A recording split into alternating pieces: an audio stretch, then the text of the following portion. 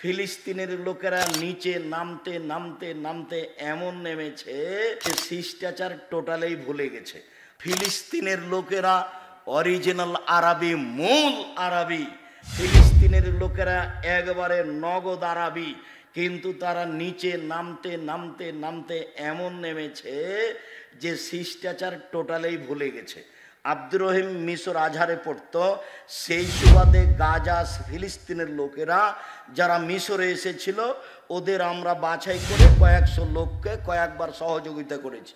তো আমি সেদিন সহযোগিতা দিচ্ছি আপনাদের পক্ষ থেকে। তা আমি যখন দিচ্ছি তখন বাম হাতে নিল, আরেকজন বাম হাতে নিল। আমি দেওয়া বন্ধ করে বক্তব্য দিলাম। আমি আরবিতে শুনলাম, ওরা তো আরবি আমার চেয়ে বেশি বুঝে। যখন বললাম বাম হাত হলো শয়তানের জন্য, ডান হাত হলো রাসূল বলছেন খাওয়ার জন্য, পবিত্রতার জন্য। আয়েশা রাদিয়াল্লাহু আনহা বলছেন রাসূলের ডান হাত খানটা পবিত্র কাজের জন্য, খাওয়ার জন্য, আর বাম হাত খানটা লেখালা এই পেশাব পায়খানার জন্য, অমিন কাদারা, আর যে খারাপের ময়লার জন্য। ওরা একবারে গুলগুলা হয়ে বুঝলো আরবি, ওরা তো আরবিতেই জন্ম। এবার বললাম নেন, তখন বাম হাত বাড়িয়ে গেল। কেন বলেন তো? আদাত, অভ্যাস।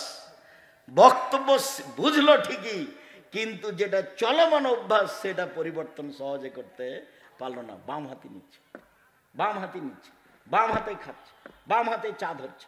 শয়তান খায় বাম হাতে, পেশাবের কাজ বাম হাতে, পায়খানার কাজ বাম হাতে, ছুঁচে বাম হাতে। মানুষ কি করে? ছুঁচে বাম হাতে, পায়খানা লাড়ে বাম হাতে। আচ্ছা, আপনি বাম হাতে চা খাচ্ছেন, আপনার একটু মানবতা নাই? আপনি শিক্ষিত মানুষ, কে বললো? আমি বলিনি ভাইজান, আমি কোনোদিন বলিনি। আপনাকে আমি গরু ছাগলের মতো মনে করি। বুঝেও বুঝে না ওরা, অন্তর আছে বুঝে না, দেখেও দেখে না ওরা, চক্ষু আছে দেখে না, শুনেও শুনে না ওরা, কান আছে শুনে না। উলাইকা কালানাম, তারা পশু প্রাণীর মতো, তারা গরু ছাগলের মতো, তারা কুকুর শ্রেণীর মতো। ভালো মজা তার চেয়ে বেশি, তার চেয়ে বেশি খারাপ। যে শ্বশুরের কাছে যৌতুক নেই সে কুকুর শ্রীগালের চেয়ে বেশি খারাপ। 24 ঘন্টার মধ্যে সন্ধ্যা হতে হতে মোটরসাইকেল ফেরত দিতে হবে। খালি মায়েরা বলছে, মায়েরা খালি বেটার সামনে গল্প করছে, আব্বু অমুক অমুক ছেলের শ্বশুর না বাড়ির সব কিছু ফার্নিচার সাজিয়ে দিল। খালি মায়ের সামনে এগুলো, মায়ের গল্প, ছেলের সামনে মা এগুলো গল্প করছে। মেয়ের বাপ ফার্নিচার সাজিয়ে দিবে, তুমি কি বলবে মাকে? আম্মা দিন মজুরি করে খেলেও শ্বশুরের জিনিস নেব না, প্রয়োজনে ভিক্ষা করে যদি খেতে হয় তবু শ্বশুরের জিনিস নেব না, বরং শ্বশুরকে একটা বছর শেষে লুঙ্গি কিনে দিব। যৌতুক চিরদিনের জন্য হারাম। ভিক্ষা করা টাকা দিয়ে চাউল কিনে ভাত খেয়ে ইবাদত কবুল হবে, যৌতুকের টাকা দিয়ে চাউল কিনে ভাত খেয়ে ইবাদত কবুল হবে না। এই যে বললাম, এইভাবে দেখি কিয়ামত পর্যন্ত সময় থাকলে কোন মায়ের বেটা এভাবে ধরতে পারে। যৌতুকের টাকা দিয়ে চাউল কিনে ভাত খেয়ে ইবাদত কবুল হবে না, যৌতুক ফেরত দিতে হবে। কাজ করে খেতে শিখতে হবে, শ্বশুরের সাথে নয়। ঘর জমাই হয়ে কাজ করতে রাজি নয়, দিন মজুরি করে খেতে রাজি আছি। নিজের ব্যক্তিত্ব বিক্রি করতে রাজি নয়। মানুষের বাড়িতে কাজ করে খাবো, সারাদিন কাজ করব, বিকেলে 600 টাকা পাবো। এই যে 600 টাকার মালিক আমি। কাজ করে খাবো কেন? চকলেট বিক্রি করে খাবো, সারাদিনে 800 টাকা ইনকাম করব। চকলেট বিক্রি করব কেন? রহনপুরে জমিদারের ছেলে আমি, কোটি টাকার ব্যবসা করব। করো না, ভালো কাজ। দিন মজুরি করে খেলে টাকা শেষ হবে সন্ধ্যায়, আর মাসের যদি চাকরি করেন তাহলে টাকা শেষ হবে 25 দিনে। 5 দিন ধার কর্জ করে খাওয়া লাগবে। মায়ে যদি টাকা চায়, বেটা এ মাসে কিছু টাকা দিতে হতো বেটা। আচ্ছা দেখি আম্মা, এ মাসে তো পারলাম না, সামনে মাসে জিনিসের দাম বেড়ে গেছে। তখন বলছে আম্মা কিছু যে করতে পারলাম না। তাহলে কি করতে হবে? ব্যবসা। আল্লাহ রাসূল বলছেন সত্যবাদী ব্যবসায়ী জান্নাতে নবীর সাথে থাকবে। আল্লাহ নবী বললেন ব্যবসায় মিথ্যা কথা কসম চলে আসে, আসুক, তুমি কিছু দান খেরাত করে দাও, তাতে মিটে যাবে। ব্যবসার সব পথ খোলা আছে। ব্যবসা করে উপার্জন করে খেতে শিখতে হবে। চাঁপাইনবাবগঞ্জের লোকের মতো নয়। চাঁপাইনবাবগঞ্জের লোক 2 ধরনের, একটা চাকরি আর একটা দিন মজুরি। আমি যখন দেশে যাই, সৌদি আরব, কুয়েত, কাতার, বাহরাইন, মিশর, আপনার আবুধাবি, দুবাই, ওমান, লন্ডন, এইসব দেশে যখন যাই তখন গিয়ে থাকি। বাড়ি কোথায়? ব্রাহ্মণবাড়িয়া। বাড়ি কোথায়? সন্দ্বীপ। বাড়ি কোথায়? কুমিল্লা। কেউ বলে না যে বাড়ি রহনপুর, কেউ বলে না, কেউ বলে না চাঁপাইনবাবগঞ্জ। মাস মাস দিয়ে থাকছি, মাস মাস। যেখানেই যাই মানুষ সম্মান করে খুব বেশি। এক একবার সম্মান দেখে মনে হয় যে আল্লাহ এই দুনিয়াতে সম্মান দিয়ে শেষ করো না, এটা আমার জন্য পরকালে লাগবে। আল্লাহ, আমি এইভাবে চাইনি, আমার পরকালটা টিকিয়ে দাও, ওটা থাক, তারপরে এটা দাও, ওখানের জন্য ঘাটতি না হয়। 6 মাস জীবনে গাড়িতে থাকলাম, 6 মাস বাড়িতে থাকলাম, তবু ঝামেলার মধ্যে থাকলাম, এবাদত বান্দিকে কিছু করতে পারলাম তা আমার মনে বলে না। তবে আমার একটা দৃঢ়তা কাজ করে, জাতির সামনে কোনোদিন ধর্মের নাম ফাঁকি দিনি। জাতি যে যেটুকু মানছে ওটুকু থেকে আমি তার সমান নেকি পাবো ইনশাল্লাহ, এই দিয়ে আমি সফল হব ইনশাল্লাহ, এটা আমার দৃঢ়তা কাজ করে। কাজের মেয়েকে শিখিয়ে দিল, শিষ্টাচার শিখিয়ে দিল, কাজের মেয়েকে বিদ্যে শিখিয়ে দিল। কাজের মেয়েকে যদি শিক্ষা দিতে হয় তাহলে নিজের মেয়েকে শিক্ষা দিতেই হবে। কাজের মেয়েকে যদি শিষ্টাচার শিখাতে হয় তাহলে নিজের মেয়েকে শিষ্টাচার শিখাতেই হবে, বাধ্য, শিখাতেই হবে। উপস্থিত বৈঠকের দিনই মুসলিম বোন, আপনি একটু প্রস্তুতি নেন। এই মেয়ে, কথা বলছো কেন? ঢং ঢং করে এসেছ, আবার কথা বলছো কেন? মুখ বন্ধ রাখো। উপস্থিত দিনই বৈঠকের মুসলিম বোন, আপনাদের সাথে আমাদের আন্তরিকতার অভাব নেই। কেউ যদি গায়ের উপর দিয়ে চড়ে চলে যায় তবু মুখ খুলবেন না। আপনি অনুরোধ রক্ষা করেন, আপনার কাছাকাছি এসেছি, আপনাকে কিছু বলতে চাচ্ছি, আপনি একটু মুখটা বন্ধ করেন, মুখ খুলবেন না, একবারে টোটালি মুখ বন্ধ করেন। কেউ যদি গায়ের উপর দিয়ে চড়ে চলে যায় আপনি তার প্রতিশোধ নেবেন না। আচ্ছা, গেছে গেছে, চুপ থাকেন আপনি। এদিকে শুনেন, আসলে মাকে বহুদিন বলেছি, অনেক ছেলের জানা আছে, আপনারও জানা আছে, কথাটা পুনরায় বলে এটাকে আপনার কাছে শক্ত করতে চাচ্ছি, শুনুন।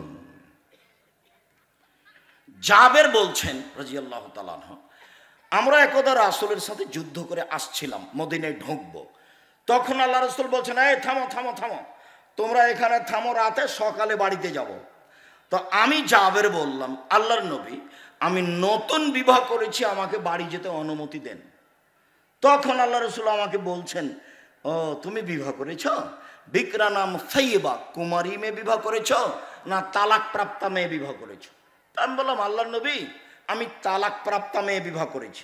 ওর বিবাহ হয়েছিল, তার স্বামী তাকে ছেড়ে দিয়েছে, আমি তাকে বিবাহ করেছি। তখন আল্লাহ রাসূল বলছেন, আরে হাল্লা বিক্রাম তুলায় তুলায় বোকা, তুমি কুমারী মেয়ে কেন বিবাহ করলে না? তুমি অবিবাহিতা মেয়ে কেন বিবাহ করলে না? তুমি তার সাথে খেলতে, ও তোমার সাথে খেলতো, তুমি তার সাথে খেলতে, ও তোমার সাথে খেলতো। তখন জাবের বলছেন, আল্লাহর নবী, আমার আব্বা উহুদের যুদ্ধে শহীদ হয়েছেন 9 জন মেয়ে রেখে। এক খেলে চেয়ে থাকো ছেলেরা তোমরা, ভাইজান আপনি এক খেলে চেয়ে থাকবেন। জাবের বলছেন, আল্লাহর নবী, আমার আব্বা শহীদ হয়েছেন 9 জন মেয়ে রেখে, আমার 9 জন বোন আছে। আক্রাহ আন উজাব আন আতাজাওয়াজা মিসলাহুন্না, আমি আমার বোনদের সমবয়সের মেয়েকে বিবাহ করা পছন্দ করছি না 4টা কারণে। আমি বেশি বয়সের মেয়ে বিবাহ করেছি 4টা কারণে। আমার বোনদের সমবয়সের মেয়ে কি সেটা বলেছি। তো আমি ঠাকুরের মানের হানি করলাম কি করে? 5,000 কোটি টাকার মামলা হলো। আমি যখন কাঠগড়ায় উঠলাম তখন জজ আমাকে বলছে, আপনি পিস টিভি করেন, পিস টিভিতে কথা বলেন আপনি? বলে জি। আপনি পিস টিভির আলোচক? জি। আপনার মামলাটা আমি খারিজ করে দিলাম প্রথম দিনই। আর 1,000 কোটি টাকার মামলা ছিল সিলেট সুনামগঞ্জে। তো আমি যখন কাঠগড়ায় দাঁড়ালাম তখন আমাকে বলছে, এভাবে দেখেন, আপনার সাথে মামলা নিয়ে আমার কোনো কথা নেই। ওই নথিটা এভাবে উল্টে দিলেন, দিয়ে বলছেন আপনার সাথে কিছু কথা। আমার বক্তব্যকে তো একবার তন্ন তন্ন করে দেখেছে। বলছে যে আল্লাহর নবী এবং আয়েশা একসাথে গোসল করলেন, উভয়ের পরনে কাপড় ছিল না, এই কথাটা আপনি কেমনে বললেন? কিভাবে বলতে পারেন? আমি তো উত্তর দিব না, কিছু বলবো না। আমাকে উকিল বলেছে, যাই বলুক মুখ খুলবেন না। এর নাম জজ। যেটা বলবে সেটাই হবে, মুখ খুলবেন না। চিরদিন আপনার কথা শুনেছি, আজকে আমার কথা শুনবেন দয়া করে। ঠিক আছে, আপনার কথাই শুনবো, মুখ খুলবো না। বলছে এক বালতি গরুর পেশাবে কাপড় ভিজিয়ে দিলে তাতে সলাৎ হবে, এই কথা আপনি কেমনে বললেন? হোসেন আহমদ মাদানি শিরক করেছেন ডালিম গাছের নিচে বুখারী পড়িয়ে, আপনি এ কথা কেমনে বললেন? কথা কিন্তু হুবহু এরকম নয়, মানে কম বেশ করে বলা হচ্ছে। তো 16 মিনিট কথা বলার পরে একটানা 16 মিনিট কথা বললেন, আমি মুখ খুলিনি। 16 মিনিট পরে বলছে যে আপনি এই কারণে এখানে এসেছেন আমার মনে হচ্ছে না, অন্য কিছু কারণ হবে। মানে আপনি বলেছেন শাহজালাল সিলেটির কবর ভেঙে দিতে হবে, ওই জন্য আপনি এখানে এসেছেন। আসলে আপনি ঠাকুরকে বলেছেন যে তার বাপের আকাশ, এই জন্য আপনি আসেননি, ওই কারণে এসেছেন। তারা মানে মাঝারি মানুষ তারা। তো বললো যে আপনার কি জামিন মঞ্জুর করা হলো?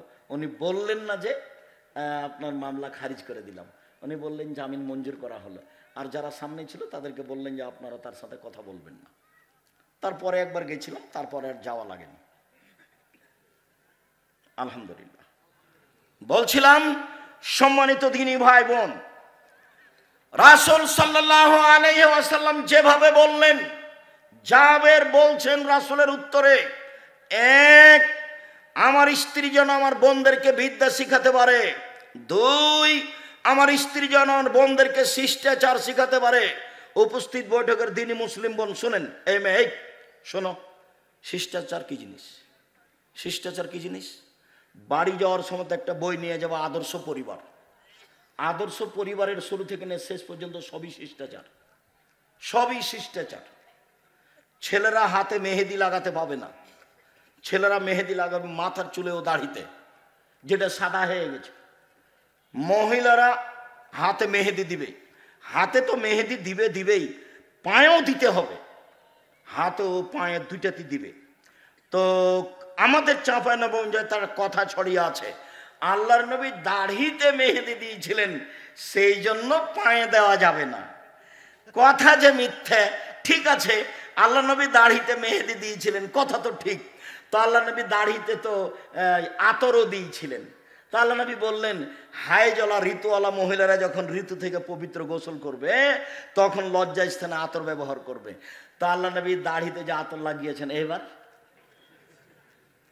সবাই মনে হয় কথা ধরতে পারেননি, আবার বলবো নাকি?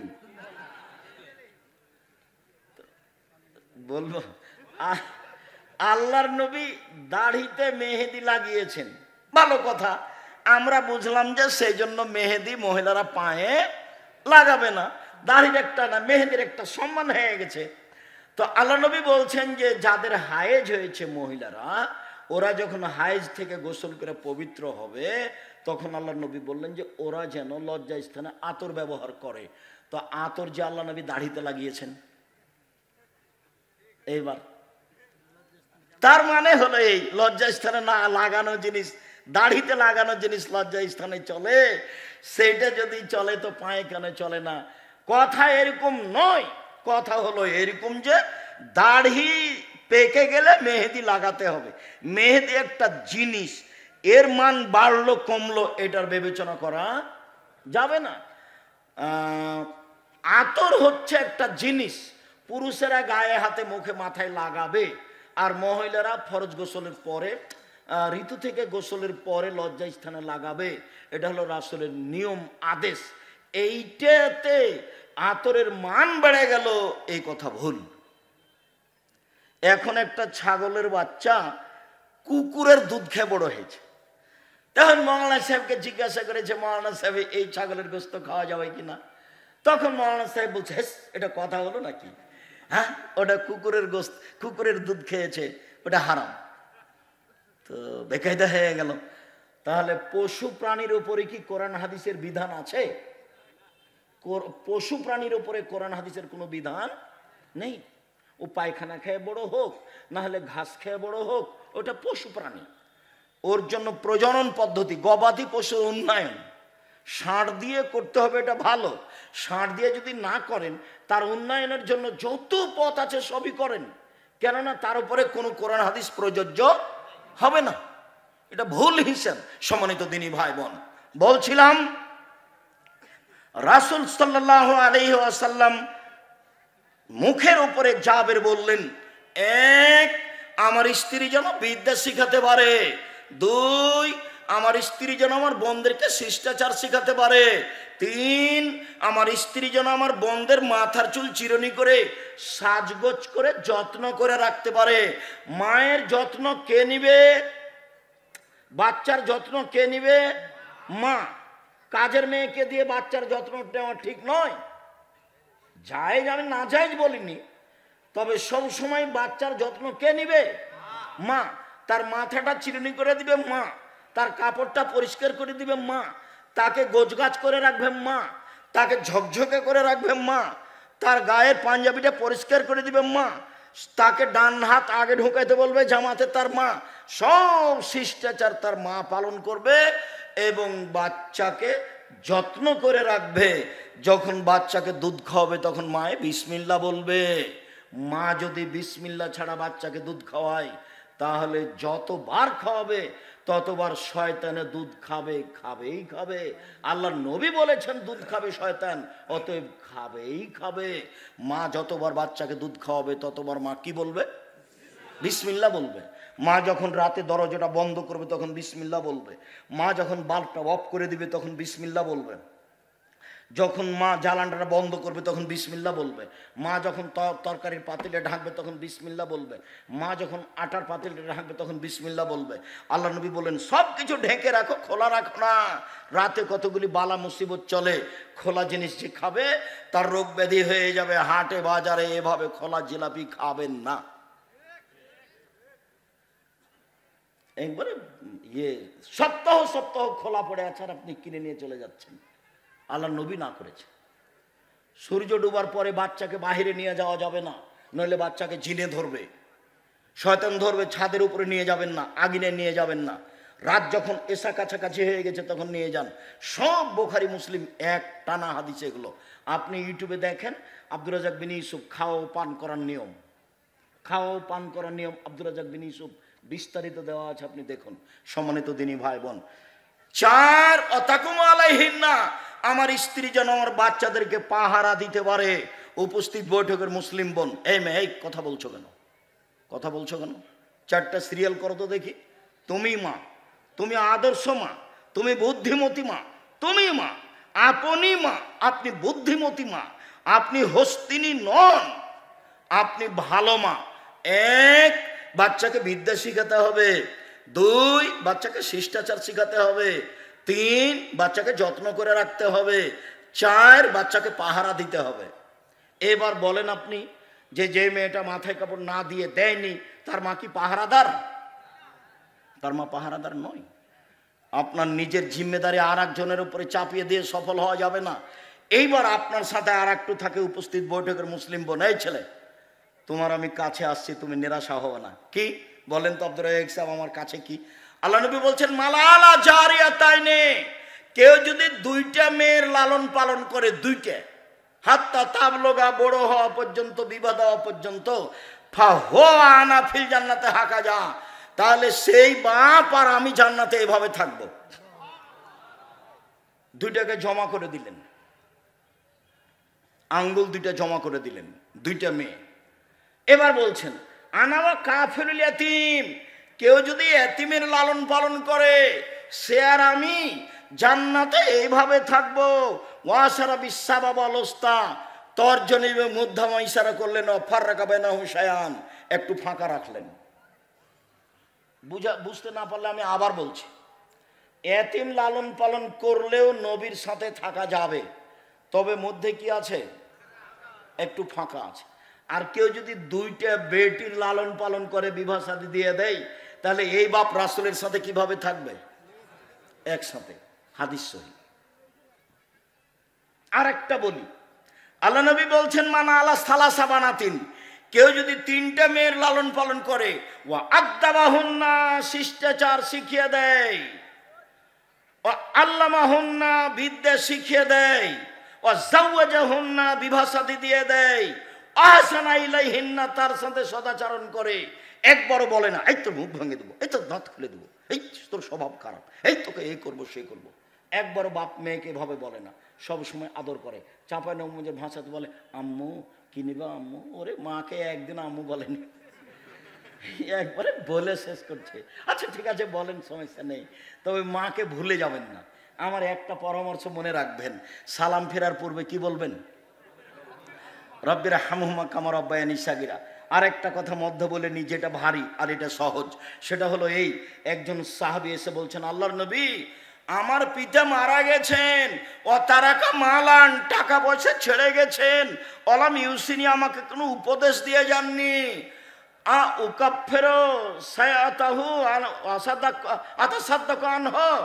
আমি যদি তার নামে দান করি তার পাপ মিটে যাবে কি? কালা নাম। আল্লাহ রসুল বললেন হ্যাঁ। তিনি বললেন না বড় পাপ, তিনি বললেন না ছোট পাপ, তিনি বললেন তুমি দান করলে তোমার বাপের নামে তোমার বাপের পাপ মিটে যাবে। আল্লাহ নবী আমার মা হঠাৎ মারা গেছেন, লাউ তাকাল্লামাত তাসাদ্দাকাত, আমার মা কথা বলতে পারলে দান করতেন, আমি যদি আমার মায়ের নামে দান করি ওয়ালাহ সাওয়াব, তার কি নেকি হবে? তার নাম। আল্লাহ রসুল বললেন হ্যাঁ। সব বুখারী মুসলিমের হাদিস। তাহলে মরা বাপ মায়ের নামে একটা থাকলো দুয়া আর একটা থাকলো দান। হজ করে বাপের উপকার করতে পারবেন না, রমজানের সিয়াম থেকে বাপের উপকার করতে পারবেন না, কোরআন তেলাওয়াত করে বাপের উপকার করতে পারবেন না, দিন মজুরি করে বাপের উপকার করতে পারবেন, দিন মজুরি করে। এই ছেলেরা আপনারা একবারে চুপচাপ থাকবেন, আমি শেষের দিকে চলে এসেছি, আর কেউ উঠে গিয়ে পরিবেশ নষ্ট করবেন না। মনে হয় এটা একটা কোনো প্রতিষ্ঠানের সহযোগিতায় প্রোগ্রাম, তো আপনাদের কাছে ছেলেরা যাবে, 10 টাকা হোক 20 টাকা হোক 5 টাকা হোক 50 টাকা হোক ফিরিয়ে দিবেন না। আল্লাহ নবী বলেছেন যে যতটুকু দিবে তার ততটুকু পূর্ণ হয়ে যাবে, যতটুকু দিবে না তার ততটুকু ক্ষতি হয়ে যাবে। এই ছেলে গেলে উঠবো না, আমি কাছাকাছি চলে এসেছি, আমার এই কথাকে তুমি মূল্যায়ন করো। উপস্থিত বৈঠকের মুসলিম বোন, আপনাকে এখানে আমি জরুরিভাবে বলছি যে আপনি 4টা কাজ করেন, আপনার জান্নাতের সব দরজা খোলা আছে। এই ছেলে এই কথাটা শেষ হয়নি। 3টে মেয়ে যদি লালন পালন করো, এই ছেলে তোমার 2টা মেয়ে হয়েছে, সেই জন্য তোমার চাচি বলছে কি করবি কি করবি, 2টে মেয়ে হয়েছে কি করবি, ডিপিএস খুল। তার একটা মেয়ে হয়েছে, তো দাদিতে বলছে বউ তালাক দিয়ে দে, এই বউ ভালো নয়। আচ্ছা দাদি এই কথা বললো, তো বউ কি করলো? দাদি তো বুঝলো না বউ কি করেছে, দোষ হলে তো তোমার দোষ। এখন আল্লাহর নবী কি বলছেন তোমার ব্যাপারে শোনো। তোমার মা তো বললো এই, দাদি বললো এই, আল্লাহ নবী বলছেন কেউ যদি 3টে মেয়ের লালন পালন করে তাহলে বিচারের মাঠে মেয়ে 3টে হবে অন্তরাল। এইদিকে দেখো, ওইদিকে আছে জাহান্নাম, ওইদিকে আছে জাহান্নাম, আর এদিকে থাকবে তার বাপ, আর মধ্যে থাকবে 3টে মেয়ে। যতক্ষণ পর্যন্ত বাপের জান্নাত ঘোষণা না হবে ততক্ষণ পর্যন্ত এই 3টে মেয়ে এখান থেকে সরবে না। বলছে কুন্নাল্লাহু সিতরান মিনান নারে, মেয়ে 3টি বাপের জন্য জাহান্নাম থেকে অন্তরাল হয়ে যাবে। যতক্ষণ পর্যন্ত বাপের জান্নাত ঘোষণা না হবে ততক্ষণ পর্যন্ত মেয়েরা এখান থেকে সরবে না। 10টা ছেলেকে যদি মাস্টার ডিগ্রি পাস করান 1 পয়সা লাভ নেই। তা আব্দুর রাজ্জাক সাহেব ছেলেকে পড়াবো কেন? জন্ম দিয়েছেন এই জন্য। শুধু পড়াবেন, জন্মের 7ম দিনে আকিকে দিতে হবে প্রয়োজনে ভিক্ষা করে। এত শক্ত করে বলছেন কেন? এই জন্য যে আকিকা হলো বাপের জিম্মেদারি। আকিকার সাথে কুরবানির কোনো সম্পর্ক নেই। কুরবানি হলো দামি পশু।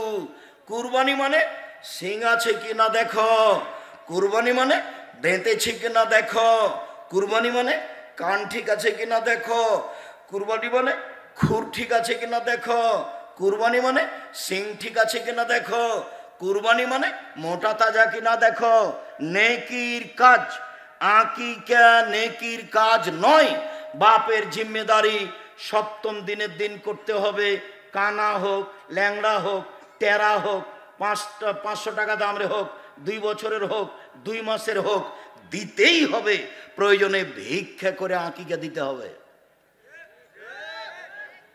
সপ্তম দিনের দিন নাম রাখতে হবে, ছাগল জবে করতে হবে, মাথা নেড়ে করতে হবে, চুল সমপরিমাণ রূপা দান করতে হবে। এক, নাম রাখতে হবে। দুই, ছেলের জন্য দুইটা, মেয়ের জন্য একটা, ছাগল ছাগি ভেড়া ভেড়ি দম্বা দম্বি জবে করতে হবে। তিন, মাথা নেড়ে করতে হবে। ডাক্তার বলেছে দেরি করেন, দেরি নয়। নবী বলেছেন 7 দিনের দিন মাথা নেড়ে করতে হবে। চার, চুল সমপরিমাণ রূপা মূল্য দান করতে হবে। বাপের জিম্মেদারি, খাতনা দিতে হবে, অনুষ্ঠান করতে হবে না। খাতনা দিতে হবে, অনুষ্ঠান করতে হবে না। আকিকা অনুষ্ঠান করা যায়, কিভাবে করব? আপনি যে বলছেন গরু আকিকা দেওয়া যাবে না, আরে গরু আগের দিন জবে করেন না, 6 তারিখে 3-4টা গরু জবা করে দেন নাকি ভাইজান? দাওয়াত দিতে হবে ভালো করে। আর আকিকার দিন 2টা ছাগল, ছেলে হলে, মেয়ে হলে 1টা। এবার রান্না হোক, সারা গ্রামের লোক খাবে, সমস্যা নেই। আর খাতনার দিন কোনো কিছু নেই, খাতনা কোনো কিছু নেই। ছেলে এখন হাঁটতে পারে, পায়জামা পরাতে হবে, প্যান্ট নয়। পায়জামা পরাতে হবে, প্যান্ট নয়। টাকনুর উপরে থাকবে পায়জামা। মেয়ে এখন হাঁটতে পারে, পায়জামা পরাতে হবে, প্যান্ট টাকনুর নিচে পরাতে হবে, উপরে নয়। আর এই ল্যাংটা পায়জামা পরাতে হবে না। 2 ধরনের চলবে না, একটা হলো ঢিলা ঢালা, আর একজন ঢুকবে। কি এগুলো? আর একটা হলো চিপা চাপা, পায়ের সাথে লেগে আছে, সব নোংরামি, সব বেহায়া। এই ছেলে, একটা কথা মনে পড়লো, আল্লাহর নবী জাতির সামনে আফসোস করে বলেছেন, পৃথিবীর মানুষ শুনে রেখো, আমার উম্মত ইহুদি খ্রিস্টানের সাথে মিশে যাবে, চাল চলনে, কথাবার্তাতে, কৃষ্টি কালচারে, পোশাক পাতিতে, লেনদেনে আমার উম্মত ইহুদি খ্রিস্টানদের সাথে মিশে যাবে। এইভাবে ডান হাতের বিঘত যেমন বাম হাতের সমান, সমান সমান মিশে যাবে। ডান পায়ের জুতা যেমন বাম পায়ের সমান, সমান সমান মিশে যাবে। কৃষ্টি কালচারে সমান সমান মিশে যাবে, নিয়ম নীতিতে সমান সমান মিশে যাবে, আদব কায়দাতে সমান সমান মিশে যাবে, বেহায়াইতে। এরপরে নিচে নামতে লাগলেন, ভাষার নিচে নামতে নামতে নামতে বলছেন, ইহুদি খ্রিস্টান যদি মায়ের সাথে জেনা করে থাকে, আমার উম্মত করবে। কথা কি আমি বুঝাতে পেরেছি? এই ছেলে, তোমার মাথার চুলটা এরকম কেন? নিচের দিক চাঁচা আছে কেন? আমি লন্ডনে জুমার দিন জুমার খুতবা থেকে নিচে নামছি, তখন একটা লোক বলছে আমার ছেলের জন্য একটু দোয়া করবেন। তো ছেলেটা আমার পাশে নিয়ে এসেছে। আমি আবার ছাত্র জীবনে বলতাম, এই যারা মাথার চুল ছাড়তে শিখো, আমার মাথা ছেড়ে শিখো। আমার মাথার চুল এইভাবে গেলে কি আর এইভাবে গেলে কি, ওই আমি কোনোদিন হিসাব করিনি। আমার এক class friend panjabi calendar iron করা ছাড়া গায়ে দিত না, সালিমউদ্দিন ডাহবি, ভাগালপুরি। তো দোয়া করার জন্য নিয়ে এসেছে, নিচের দিকে নামছি, তো ছেলের মাথার চুল এই তোমার মতো করে কাটা আছে। তো বলছি এভাবে কেন? তো দেখছি যে নামতে ওই চুল ছাড়ার এগুলো দেওয়া আছে, ছবিগুলো। তখন আর একজন বলছে যে ওস্তাদজি দেখছেন না, ওই যে ওই ঢঙ্গে চুল কেটেছে। তখন আমি বলছি, দেখেন, লন্ডনে পয়সা উপার্জন করতে এসেছি, আদর্শ বিক্রি করতে আসেনি। লন্ডনে পয়সা উপার্জন করতে এসেছি, আদর্শ বিক্রি করতে আসেনি। আদর্শ বিক্রি করব না। প্যান্ট টাকনোর উপরেই পরব, মাথার চুল সব সমান হবে, সামনে পিছনে উপরে। দাড়ি ছেড়ে দেব, মোচ ছোট করব, চেঁচে ফেলবো না। নখ কেটে দেব, নখে মেহেদি দিব না। মহিলা মানে নখে মেহেদি দিবে, হাতের নখে তো দিবে দিবে, পায়ের নখে দিতে হবে, দিতেই হবে। মহিলাদেরকে হাতের নখে তো মেহেদি দিতে হবে হবেই, পায়ের নখেও দিতে হবে। যেভাবে দিলে দেখতে ভালো লাগবে সেভাবে দিবে। পুরুষের সুগন্ধি জাত দেখতে পাওয়া যায় না, গন্ধ পাওয়া যায়। পুরুষের সুগন্ধি জাত দেখতে পাওয়া যায় না, গন্ধ পাওয়া যায়। পুরুষের সুগন্ধি জাত দেখতে পাওয়া যায় না, গন্ধ পাওয়া যায়। নারীদের সুগন্ধি জাত দেখতে পাওয়া যায়, গন্ধ পাওয়া যায় না। নারীদের সুগন্ধি জাত দেখতে পাওয়া যায়, গন্ধ পাওয়া যায় না। নারীদের সুগন্ধি জাত দেখতে পাওয়া যায়, গন্ধ পাওয়া যায় না। বিউটি পার্লারে যা কিছু আছে সবই ব্যবহার করতে পারে, তবে বাড়িতে বিউটি পার্লারে নয়।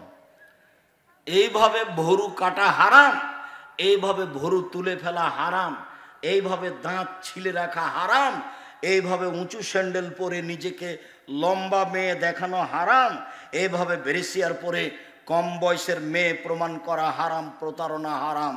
বলছিলাম সম্মানিত দিনী ভাই বোন, এ ব্যাপারে আল্লাহ তাআলা বলেন, ইয়া আইয়ুহাল্লাযীনা আমানু কু আনফুসাকুম ওয়া আহলিকুম নারা। পৃথিবীর মানুষ, তোমরা তোমাদেরকে জাহান্নাম থেকে বাঁচাও আর তোমাদের পরিবারকে জাহান্নাম থেকে বাঁচাও। মরণের পরে কবর যত কঠিন, কিয়ামত তার চেয়ে অনেক বেশি কঠিন। কিয়ামত যত কঠিন, জাহান্নাম তার চেয়ে অনেক অনেক অনেক বেশি কঠিন।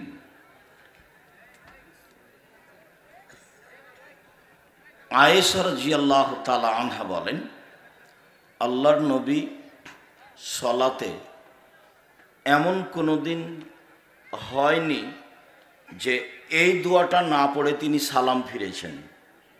সেটা কি? আমরা চাঁপাইনবাবগঞ্জ জেলার মানুষ হিসাবে সবাই ভালোভাবেই জানি। সেটা হলো দোয়ায়ে মাসুরার দ্বিতীয় অংশ, আল্লাহুম্মা ইন্নী আউযু বিকা মিন আযাবি জাহান্নাম। আল্লাহ, তোমার কাছে জাহান্নামের শাস্তি থেকে বাঁচতে চাচ্ছি। ওয়া আউযু বিকা মিন আযাবিল কবর, তুমি আমাকে কবরের শাস্তি থেকে বাঁচাও। ওয়া আউযু বিকা মিন ফিতনাতিল মাসিহিদ দাজ্জাল, তুমি দাজ্জালের ফিতনা থেকে বাঁচাও। ওয়া আউযু বিকা মিন ফিতনাতিল মাহি ওয়াল মামাত, ইহকাল এবং পরকালের ফিতনা থেকে বাঁচাও। ওয়া আউযু বিকা মিনাল মা'সাম ওয়াল মাগরাম, বড় পাপ এবং ঋণ কর্জ থেকে বাঁচাও। রাসূল সাল্লাল্লাহু আলাইহি সাল্লাম দিন রাত যেসব জিনিসগুলি থেকে বাঁচতে চাইতেন তার একটি হলো জাহান্নাম, একটি হলো কবরের শাস্তি, আর একটি হলো উল্লেখযোগ্য বড় পাপ ও ঋণ কর্জ। ঋণ কর্জ জায়েজ হলেও ঋণ কর্জ ভালো নয়। মানে ঋণ কর্জ অবস্থায় মানুষ মারা গেলে তার জানাজা হবে না, আর সব পাপ ক্ষমা হয়ে গেল, ঋণের পাপ ক্ষমা হবে না। মানুষ তো বুঝে না, ছেলে মেয়ের পাল্লাই পড়ে, বোকা বইয়ের পাল্লাই পড়ে ওই ব্যাংকে টাকা উঠিয়ে বাড়ি ঘর করছে।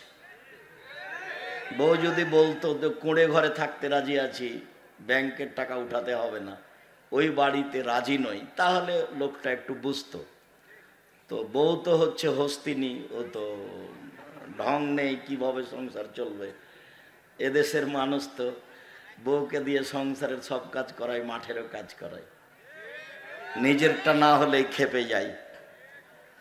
তো সেও মনে করে যে কর্জ নিয়ে ব্যবসা বাণিজ্য বাড়িঘর করুক না, থাকা খাওয়া ভালো হলেই তো হলো। ঋণ কর্জ থাকলে জানাজা হয় না। তো মহান আল্লাহ বলেন, তোমরা তোমাদেরকে জাহান্নাম থেকে বাঁচাও আর পরিবারকে বাঁচাও। তাহলে পথঘাট এমন আছে যা দিয়ে নিজেকে বাঁচানো যায়, পরিবারকে বাঁচানো যায়। আজকের জন্য নিজেকে বাঁচানোর ব্যাপারে অল্প একটু কথা। উকবা ইবনে আমের রাদিয়াল্লাহু তাআলা আনহু বলেন, আমি একদা আল্লাহর নবীকে বললাম, মান নাজাত, জাহান্নাম থেকে বাঁচার পথ কি? এটাই জিজ্ঞাসা। এই ছেলে, অপ্রয়োজনীয় কথা কি বলছো, চুপ থাকো। কেউ কষ্ট দেখ, কিছু বলুক, ধৈর্যের পরিচয় দাও। ধৈর্য যেন ঘোড়ার ডিম না হয়। মানে ধৈর্য একটা জিনিস, সেটা কেউ কিছু বললো আমি তার উত্তর দিব না, তার নাম ধৈর্য। আমি আব্দুর রাজ্জাক বিন ইউসুফ, আমাকে কেউ যদি একবারে ফেসবুকে ইউটিউবে ধুয়ে ছেড়ে দেয়, আমি তার নামটাও নিব না, আমি তার নামই নিনে। আমার জীবনে আমি কোনোদিন মাযহাব নিয়ে কথা বলিনি, মাযহাবের পাতা ছিঁড়ে দিয়েছি। আর আমি কোনোদিন কারোর বিরুদ্ধে কথা বলিনি, সে যাই বলুক। আমি তার বিরুদ্ধে কথা বলা প্রয়োজন মনে করি না। আর যারা বলছে তাদেরকে আমি আলেমও বলি না। আলেমের এটা গুণ নয়। যে ফেসবুক আর আপনার ওই ইউটিউব হবে হাইকোর্ট আর জজ কোর্ট, বিচার ওটাই হয়ে গেল। জালেমের বিচার দুইবার হবে, জালেমের বিচার দুইবার হবে, একবার ইহকালে হবে, একবার পরকালে হবে। আল্লাহর নবী বলছেন ইন্নাল্লাহ ইউমলিল যালিম, জালেমকে আল্লাহ সুযোগ দেন জুলুম করার। ওয়াইদা আখাযাহু লাম ইউফলিথু, আর যখন ধরেন তখন আর ছাড়েন না, মাত্র 45 মিনিট দেশ ছেড়ে দিতে হবে। কত দিন জুলুম করবে সে কথা আল্লাহ নবী বললেন না, হাদিস বুখারী মুসলিম। আল্লাহ নবী বললেন জালেমকে আল্লাহ জুলুম করার সুযোগ দেন, কত দিন জুলুম করবে এ কথা বললেন না। তার জুলুম অত্যাচারে হাজারো লাখো মানুষ জেলে হাজতে বাহিরে রাস্তাঘাটে হারিয়ে যাবে, মারা যাবে, তবু সে জুলুম করবেই। কতদিন? যতদিন উপরে ফয়সালা আছে। নইলে ১৫০০ বছর জুলুম করার সুযোগ ফেরাউন পায়, তা কেমনে পায়? লৌহ শলাকাধারী ফেরাউন যে তার বিরুদ্ধে গেছে তাকে চিৎ করে শয়ে হাতে পায়ে কাঁটা মেরে দিয়েছে, দিয়ে সাপ বিচ্ছু গায়েল তুলে দিয়েছে। তো আপনাদেরও চোখ ঢেকে বন্ধ করে আয়না ঘরে রাখাও খুব একটা যে কম তার চেয়ে তা নয়, এটাও বছর বছর কম নয়। তো জালেমের বিচার দুইবার হবে। ফেরাউন অত বোকা ছিল না, পানি দুই দিকে দাঁড়িয়ে আছে, যেখানে পানির গভীরতা 1 কিলোমিটার সেখানে পানির পাহাড়ের উঁচুতা 1 কিলোমিটার, যেখানে পানির গভীরতা 10 কিলোমিটার সেখানে পানির পাহাড়ের উঁচুতা কত? 10 কিলোমিটার। পানি তো দুই দিকে দাঁড়িয়ে আছে।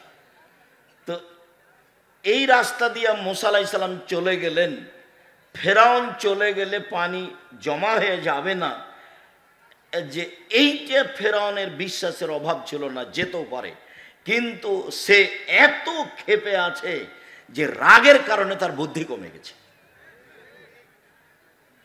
আপনি রেগে গেলেন তো হেরে গেলেন, রাগ মানুষকে ভুল পথে নিয়ে যাবে। তাই একজন লোক এসে বলছেন আল্লাহ নবী ফাউসিনি বিখাইরিন, আমাকে কল্যাণের উপদেশ দেন। তখন আল্লাহ রাসূল বলছেন লা তাগজাব, রাগ করো না। আরো বলেন কিছু, লা তাগজাব, রাগ করো না। আরো কিছু বলেন, লা তাগজাব, রাগ করো না। এই কথা রাসূল সাল্লাল্লাহু আলাইহি ওয়াসাল্লাম বারবার বললেন, হাদিস বুখারী মুসলিম। তো রাগের কারণে তার বুদ্ধি কমে গেছিল, সে যখন ভিতরে চলে গেল তখন তো পানি এক জায়গায় জমা হয়ে গেল। যখন জমা হয়ে গেল তখন ফেরাউন বলল আমান্ত আল্লাহ ইলাহা ইল্লাল্লাযী আমানাত বিহি বানু ইসরাঈল, আমিও সে আল্লাহকে মেনে নিলাম যে আল্লাহকে বানু ইসরাঈল মুসা মেনে নিয়েছে। ওয়া আনা মিনাল মুসলিমিন, আমি একজন মুসলিম। এই কথা ফেরাউন বলল। তা আল্লাহ বললেন আলান, ও এখন, অকাত আসাইতা কাবল, তুমি তো একটু আগে নাফরমান ছিলে, এখন মেনে নিলে? তারপরে বলছেন আল ইয়াউমা নুনাজ্জিকা বিবাদানিকা লিতাকুনা লিমান খালফাকা আয়া। ফেরাউন তোমার মুসলিম ঘোষণা দেওয়া তো বহু দূরের কথা, তোমার শরীরটা আমি চিরদিনের জন্য রেখে দিলাম, তোমাকে মানুষ দেখে উপদেশ গ্রহণ করবে যে ফেরাউন ছিল অত্যাচারী, স্বৈরাচারী, স্বেচ্ছাচারী, উদ্ধত, জালেম। মুসা আলাইহিস সালামকে আল্লাহ বলছেন ফেরাউনের কাছে যান, দাওয়াত দেন। আমার মুখের ভাষা সাবলীল নয়, আমি ভালো ভাষা বলতে পারি না, আমি যাব না। তো বলছেন যেতে হবে, তাহলে ও আমাকে মারবে। আমার পক্ষ থেকে তার ব্যাপারে তার কাছে একটা অপরাধের অভিযোগ আছে, আমি এক থাপ্পড় দিয়ে মানুষ মেরেছি, ও গেলেই আমাকে মারবে। তো বললেন আমি তোমার সাথে আছি। মারবে কি করবে, আমি সাথে আছি। তো বললেন তাহলে আমার ভাইকে সাথে দিতে হবে। ঠিক আছে, তাই হলো। তোমার ভাইও সাথে থাকবে। দুই ভাই মিলে চলে গেলেন। গিয়েই বললেন বানি ইসরায়েলকে ছেড়ে দেন, মানে স্বাধীনতা চাইতে হবে। বানি ইসরায়েলকে দাস দাসীতে পরিণত করে রেখেছেন, বানি ইসরায়েলকে ছেড়ে দেন। তখন ফেরআউন বলতে লাগলো, তোমাকে কি আমি শিশুকালে লালন পালন করিনি? তুমি কি বহু বছর আমার মাঝে থাকনি? ফেরাউন বলছে, তুমি যা করেছো তা করেছো, তুমি তোমার কর্ম করেছো, এক থাপ্পড়ে তুমি মানুষ মেরেছ, তুমি বড় অকৃতজ্ঞ। এটা ফেরাউন বলল। তখন মুসা আলাইহিস সালাম বলছেন, আমি যা করেছি তা করেছি, আমি ভুল পথে ছিলাম। মানে এক থাপ্পড়ে মানুষ মেরেছি, এটাই ঠিক, আমি তখন ভুল পথে ছিলাম। আমি তোমার ভয়ে দেশ ছেড়েছি। আমার প্রতিপালক আমার প্রতি দয়া করেছেন, আমাকে জ্ঞানে গুণে পূর্ণ করেছেন, তিনি আমাকে নবী করেছেন। তুমি আমার প্রতি অনুগ্রহ করেছ, অনুগ্রহ করে তুমি খোঁটা দিয়েছ, খোঁটা দিয়ে তুমি বানি ইসরায়েলকে দাস দাসীতে পরিণত করেছ।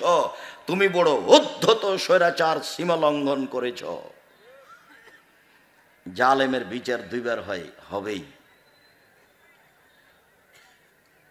রাসূল সাল্লাল্লাহু আলাইহি সাল্লাম বললেন যে বাঁচার পথ তিনটে। এক, নিজেকে কন্ট্রোলে রাখো, বাড়ির বাইরে যায় না। দুই, মুখখান বন্ধ রেখো, মুখ ব্যবহার করো না। তিন, পাপের জন্য কাঁদো, জান্নাত পেয়ে যাবে। এক, মুখ বন্ধ রেখো, ভালো কথা ছাড়া মুখ দিয়ে ব্যবহার করতে পারবে না। চিরদিনের জন্য আড্ডা পিটা হারাম। দোকানে বসে ল্যাংটা মেয়ে নাচবে, আর আপনি বসে চক্ষু ঠান্ডা করবেন, কলিজা ঠান্ডা করবেন, মনটা ঠান্ডা করবেন। এই নোংরা নেক্কারজনক জঘন্য কাজ ত্যাগ করতে হবে। চিরদিনের জন্য দোকানে বসে আড্ডা পিটা হারাম। দুইজন যেখানে বসে আছে সেখানে যাবেন না। উপার্জন করে খান, 5 ওয়াক্ত সালাত আদায় করবেন, এশার সালাত আদায় করে ঘুমিয়ে যাবেন। রাত 10টায় ঘুমিয়ে যাবেন, রাত 3টায় উঠবেন, 5 ঘন্টা ঘুম হয়েছে। 3টায় উঠে কিছু 2 রাকাত সালাত আদায় করবেন, প্রয়োজনীয় জিনিস আল্লাহর কাছে চাইবেন। রাত 3টার পরে আল্লাহ মানুষের নিকটে হয়ে যায়। রাত 3টার পরে যদি মানুষ উঠে, তখন মানুষ কার নিকটে হয়ে যায়? আল্লাহর নিকটে হয়ে যায়। তখন যা বলে সেটাই গ্রহণ হয়। একাধিক সহিহ হাদিস, সে আলোচনা এখন নয়। আপাতত এই যে জাহান্নাম থেকে বাঁচার 1 নাম্বার পথ, মুখ বন্ধ রেখো। মুখ ব্যবহার করতে হবে না, ক্ষমতা দেখাতে হবে না, দাপট দেখে 2 দিন বেঁচে থাকার প্রয়োজন নেই। দাপট হারিয়ে যাবে, দাপট হারিয়ে যাবে, চিরদিন থাকবে না। ক্ষমতা চিরদিন থাকার জিনিস নয়। জরুরি প্রয়োজন ছাড়া বাড়ির বাইরে যাওয়া হবে না। উপার্জন করে আসবেন, বাড়িতে ঢুকবেন, আহাল পরিবার আছে, ছেলে মেয়ে আছে, তাদের সাথে থাকেন, কথা বলেন। 10টায় ঘুমিয়ে, এই ছেলে, জায়গার তুলনায় উপস্থিতি অনেক বেশি। আমি আপনাদেরকে আন্তরিকভাবে অনুরোধ জানাচ্ছি, আমাকে দেখতে পান আর না পান, দয়া করে মুখখান বন্ধ রাখেন কিছু সময়। আপনাকে আমি জোরালোভাবে আন্তরিকভাবে অনুরোধ জানাচ্ছি, আমি আপনার জন্য এসেছি। আপনার আমি কিছু না কিছু উপকার করবই করব ইনশাল্লাহ। আপনি দয়া করে কোনো সুবিধা নিতে চায়েন না। এখন এরা আপনাকে সুবিধা দিতে পারবে না। কাজে আপনি মুখখান বন্ধ রাখলে আরো 5 জন কিছু শুনবে, আপনিও কিছু শুনবেন। আর এখন যদি আপনি আপনার প্রয়োজন মিটান বা দোকান পাশে বসে কথা বলেন, তাহলে আপনার এই চরিত্রকে আমি ঘৃণা করি।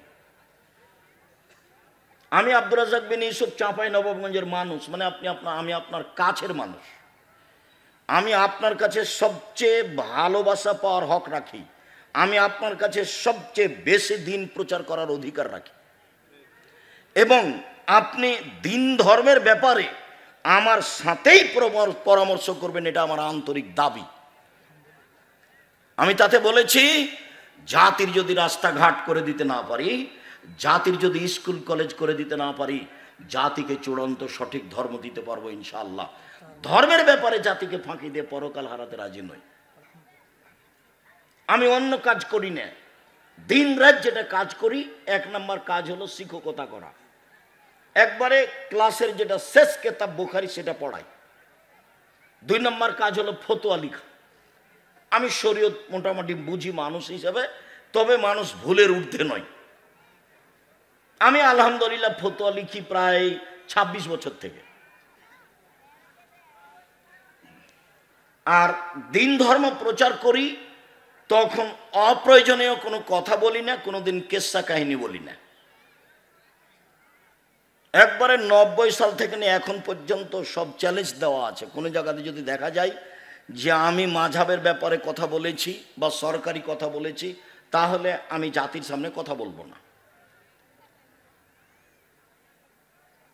এক, মুখ বন্ধ রাখতে হবে, মুনাফিকি করে কোনো লাভ নেই। দিন রাত হ্যাঁ করে হেসে এর বিরুদ্ধে বলে এখানে সেখানে গিয়ে তাহাজ্জুদ পড়ে জান্নাত কিনে যাবে না। আর এসব এক শ্রেণীর অশিক্ষিতা মেয়ে, আর বাপে বলেছে আমার মেয়ে master degree pass. Master degree pass যে তুমি, তো তোমার মাথায় কাপড় নেই। তুমি কে বললো তোমাকে মাস্টার ডিগ্রি পাস? তুমি কি করে শিক্ষিতা হলে? তোমাকে দেখে মানুষ পাপ করে, তোমাকে দেখলেই পাপ হয়। তুমি কিভাবে শিক্ষিতা হলে? শিক্ষিতা মানে শিক্ষা কি মানুষের ক্ষতি করে? শিক্ষা মানুষের ক্ষতি করে না শিক্ষা মানুষের উপকার করে? তো তোমার দিয়ে তো ক্ষতি হয়। আর তোমাকে আমি কি দিয়ে বলবো? তোমার কথাটা আমি পরে বলতে চাচ্ছিলাম, দুঃখিত, আগেই চলে আসছে। যে আল্লাহ নবী বলছেন নবীগণের বৈশিষ্ট্য শিষ্টাচার 10টা।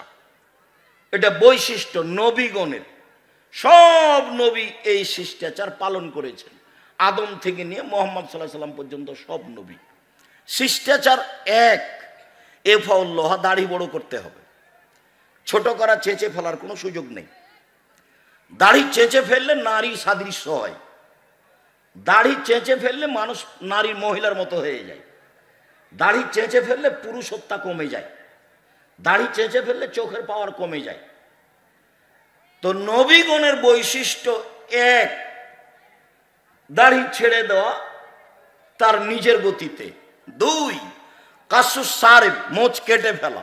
মোচ চেঁচে ফেলতে হবে না, কেটে ফেলতে হবে। মোচ কিছু থাকবে, এটা পুরুষের পরিচয়। 3, কাসুল আসফার, নখ কেটে ফেলা। তো তুমি একটা মাস্টার ডিগ্রি পাস মেয়ে, ম্যাট্রিক পাস করেছো, তোমার নখ বড় আছে, তুমি বলো দেখি কিভাবে তুমি শিক্ষিতা? কে তোমাকে বললো শিক্ষিতা? আমি আব্দুর রাজ্জাক বিন ইউসুফ বলিনি। তোমার বাপ যদি বলে থাকে, তোমার বাপও অশিক্ষিত মানুষ। তোমার মা যদি বলে থাকে, তোমার মাও অশিক্ষিতা মানুষ। আর তোমার মা যদি কোনোদিন তোমাকে নখ কাটতে না বলে থাকে, নিশ্চিত তোমার এটা মা নয়, এটা তোমার সৎ মা। নিশ্চিত এটা তোমার খালা। সৎ মা ছাড়া তোমার কল্যাণ চাইলো না কেন? তোমার কল্যাণ চাইলো না কেন? মা তো এরকম হয় না। মার ব্যাপারে একটু পরে কথা আসছে, মা কাকে বলে, যেহেতু আদর্শ পরিবার আলোচনা। তো নখ বড় কেন? কেন নখ বড়? নবীগণের বৈশিষ্ট্য নখ কেটে ফেলতে হবে। রাস্তাঘাটে দেখেছি সেই জন্য রাখতে হবে? বিমানবালার আছে সেই জন্য রাখতে হবে? হিন্দুদের নীতি হলো কপালে টিপ দেওয়া। হিন্দুদের নীতি হলো কপালে টিপ দেওয়া। তোমার কপালে টিপ কেন? ইহুদি খ্রিস্টানদের পতিতালয়ের মেয়েদের বৈশিষ্ট্য হচ্ছে নখে নেইল পালিশ দেওয়া। ইহুদি খ্রিস্টানদের পতিতালয়ের মেয়েদের বৈশিষ্ট্য হলো নখে নেইল পালিশ দেওয়া। ইহুদি খ্রিস্টানদের পতিতালয়ের মেয়েদের বৈশিষ্ট্য হলো নখে নেইল পালিশ দেওয়া। তো তোমার নখ বড়ই বা কেন? তোমার নখে নেইল পালিশ কেন? কে জবাব দিবে? আমি যদি তোমার বাপ মাকে অশিক্ষিত প্রমাণ করতে না পারি, আমি আব্দুর রাজ্জাক বিন ইউসুফ নিজের জেলায় বক্তব্য দেওয়া ত্যাগ করলাম, জিন্দেগিতে বক্তব্য দেব না।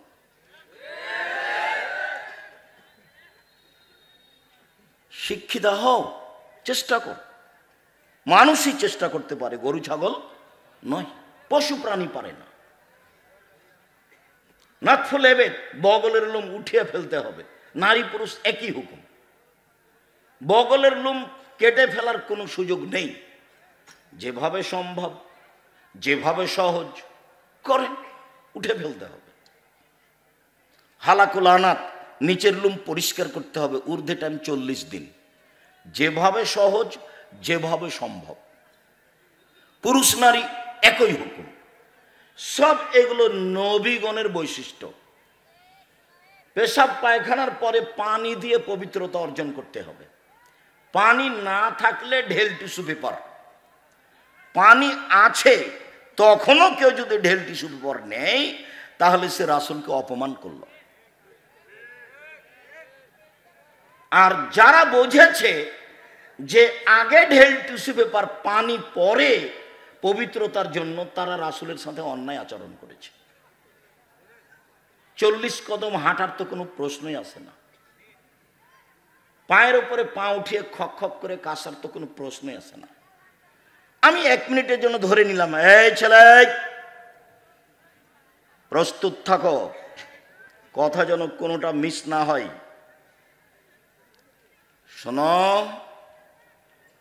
পবিত্রতা তো ভালো কাজ, তো স্বামী 40 কদম হাঁটবে পবিত্রতার জন্য ঢেল নিয়ে, স্ত্রীকে ঢেল নিয়ে 40 কদম হাঁটা লাগবে না? ধর্ম কি একজনের জন্য? স্ত্রীকে পায়ের উপরে পা উঠাতে হবে না? স্ত্রীকে পবিত্রতার জন্য খক খক করে কাশতে হবে না? ভুল হিসাব। রাসূলের কাছে থাকেন, পথ সহজ হবে।